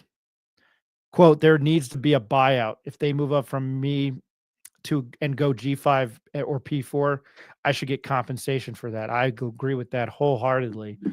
So Kino, I'm on board with that. I mean, much smarter the people than I that had thrown that out there. With that, again, it's the Wild West. So how do you maneuver that? I mean, it has to be written in a contract. And I think my understanding and I don't want to give it away, is that Kurt and those guys had a 1-year contract. I don't know what happens if that's broken because it's 1 year. You would need to speak to a lawyer. But yeah, I think that's I don't know. I think that's a fascinating way to do that. If you really, I think, want to cement this thing down. It's just like leveling up, it appears. You go D2, you go smaller school, then you go, in D1. At least when it comes to basketball, then you move on up. That would be a conversation for guys who actually follow that thing. Again, like I always say, I'm the history guy, and numbers hurt my head. And I think what drives me nuts the most is everybody speculating the private money with NIL, and they just assume to know, like, oh, so and so's making this much, so and so's making that much. And I almost have that conversation every day with friends. It's like, oh, $1.5 million. Dent's got $1.5 million. Oh no, he's getting 3 million. I'm like, I would just be happy if somebody gave me 10 grand. Honestly, I know that I guess I'm a cheap expletive, but that's just how I feel there. Blurt Reynolds. I love that. All right, I'm going to butcher this. This year we call in Allegiant Stadium the Candelarizium. Is that like the candelabra from like what is it, Liberace? I know a lot about Vegas, but you'd have to explain that to me. John, great show. Enjoyed the guest. Thank you for the efforts. I look forward to the next show. I miss Richard T. You have a lined up second to none. That's what we're going to try to do Tuesday through Thursday during the summer. July will be here before you know it. I can't believe it's already April. When we're at Mountain West Conference Football Media Days in July, hoping to take the whole crew out there to Vegas, and I hope it's at Circa so I can lose all my money. Just a heads up, back to this, and if you can read it, that's per. Make sure I want to give proper credit here. Oh, Blurt, I do love your name, Blurt Reynolds. Coliseum mixed with the QB. Oh, gotcha. I'm sorry about that. I'm following. I don't follow the transfer portal recruits probably as well as I should. Where did I have it? KSUI. Oh yeah, I had the courtesy of it on there. That's right. I wrote it on there. I didn't write it down. Give me a second. There we go. Courtesy KUSI in San Diego. That's the big news before the night, and I got to hit the theme with the breaking news. I know I'm not that funny, and I try to be a comedian. Carlsbad, California star Jake Hall commits to University of New Mexico. Mentioned this at the top of the hour before Kobe Dant joined us.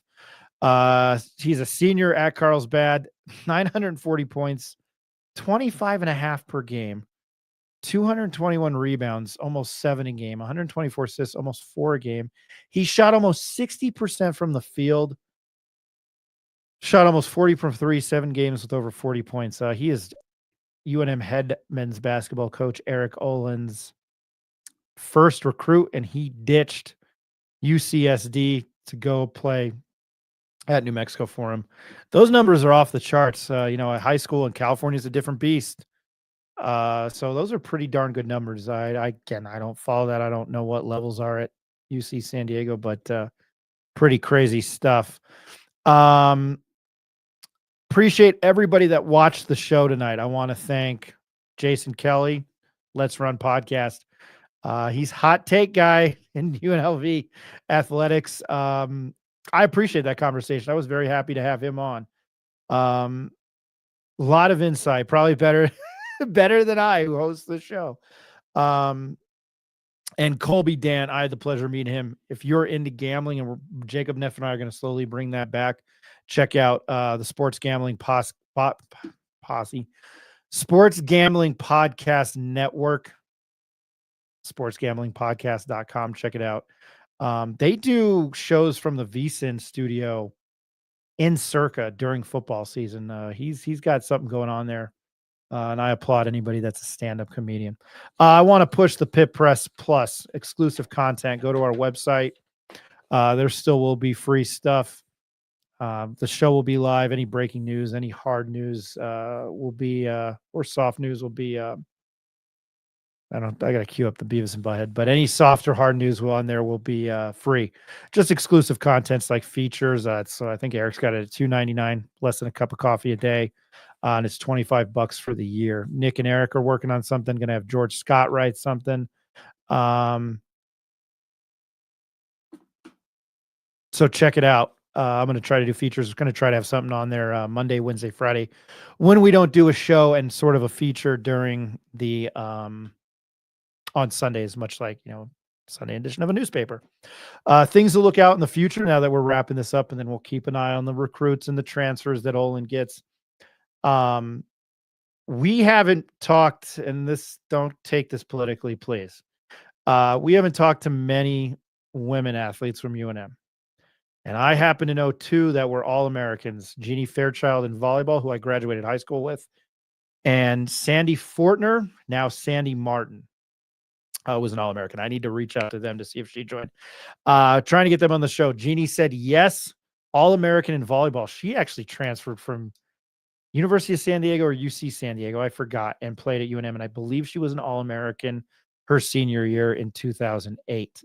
I don't know much about UNM volleyball. I'm going to throw that out there, but she was an All-American there. Wanted to get her on the show to talk about her playing days at UNM and the success she had there, and then see if we can't get Sandy Fortner, who was an All-American on indoor track and field. And then I did Frank Mercogliano with Amy Bagan. I'm sure a lot of people watching this show know her. Fantastic basketball player under the great Don Flanagan. So looking forward to that. I want to start that series. So look out for a lot more content from us. And we'd love your guys' feedback. I already got Timothy Fuller's feedback because he knows everything. Ronnie Chavez, what's your take on the contract of Olin and Lobo, adding that if Olin takes a higher job that they play home and home or pay? I did not know that. I have the MOU, the Memorandum of Understanding. Didn't really read through it. I just looked at the numbers and the incentives.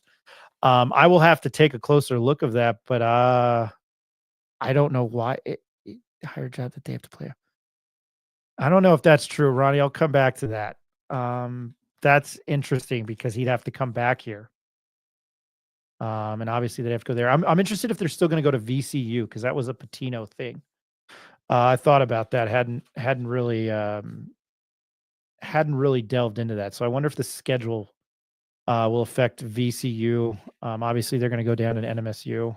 I wonder if that'll change if they decide. I don't know enough about that. I'm saying that a lot here.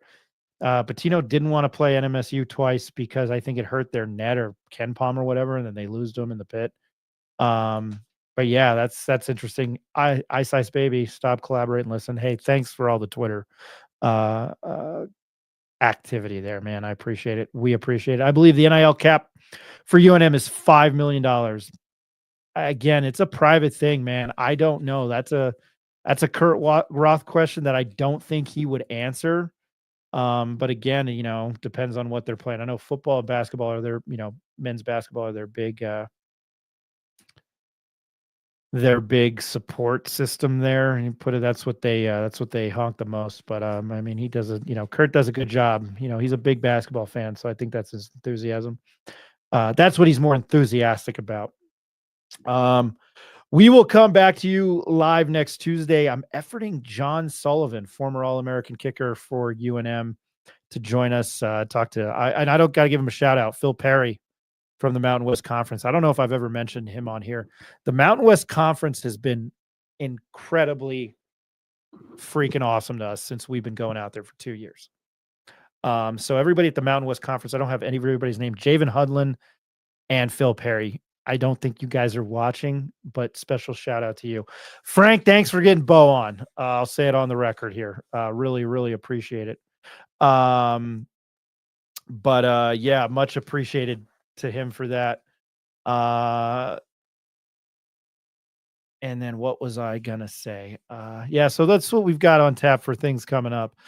We will keep an eye on all the transfers and any recruits that come in. Interested to see what team he will build, and then probably getting close to October, we'll know the schedule, the non-con for basketball.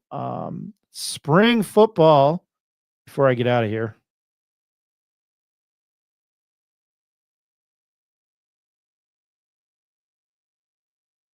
And a long dramatic pause there.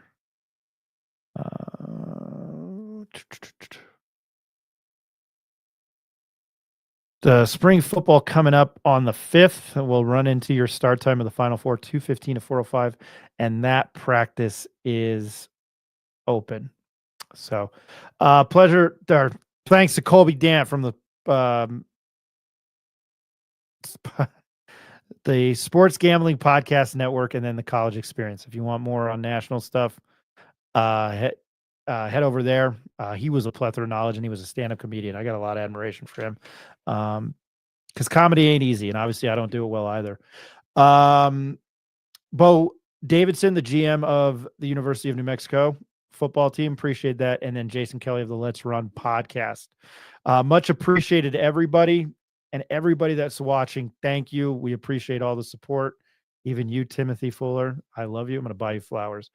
Everybody have a great weekend. Again, the scrimmage is open for UNM basketball. Enjoy the Final Four and the championship game. And we will talk to you next Tuesday, hopefully at the same Lobo time and same Lobo place.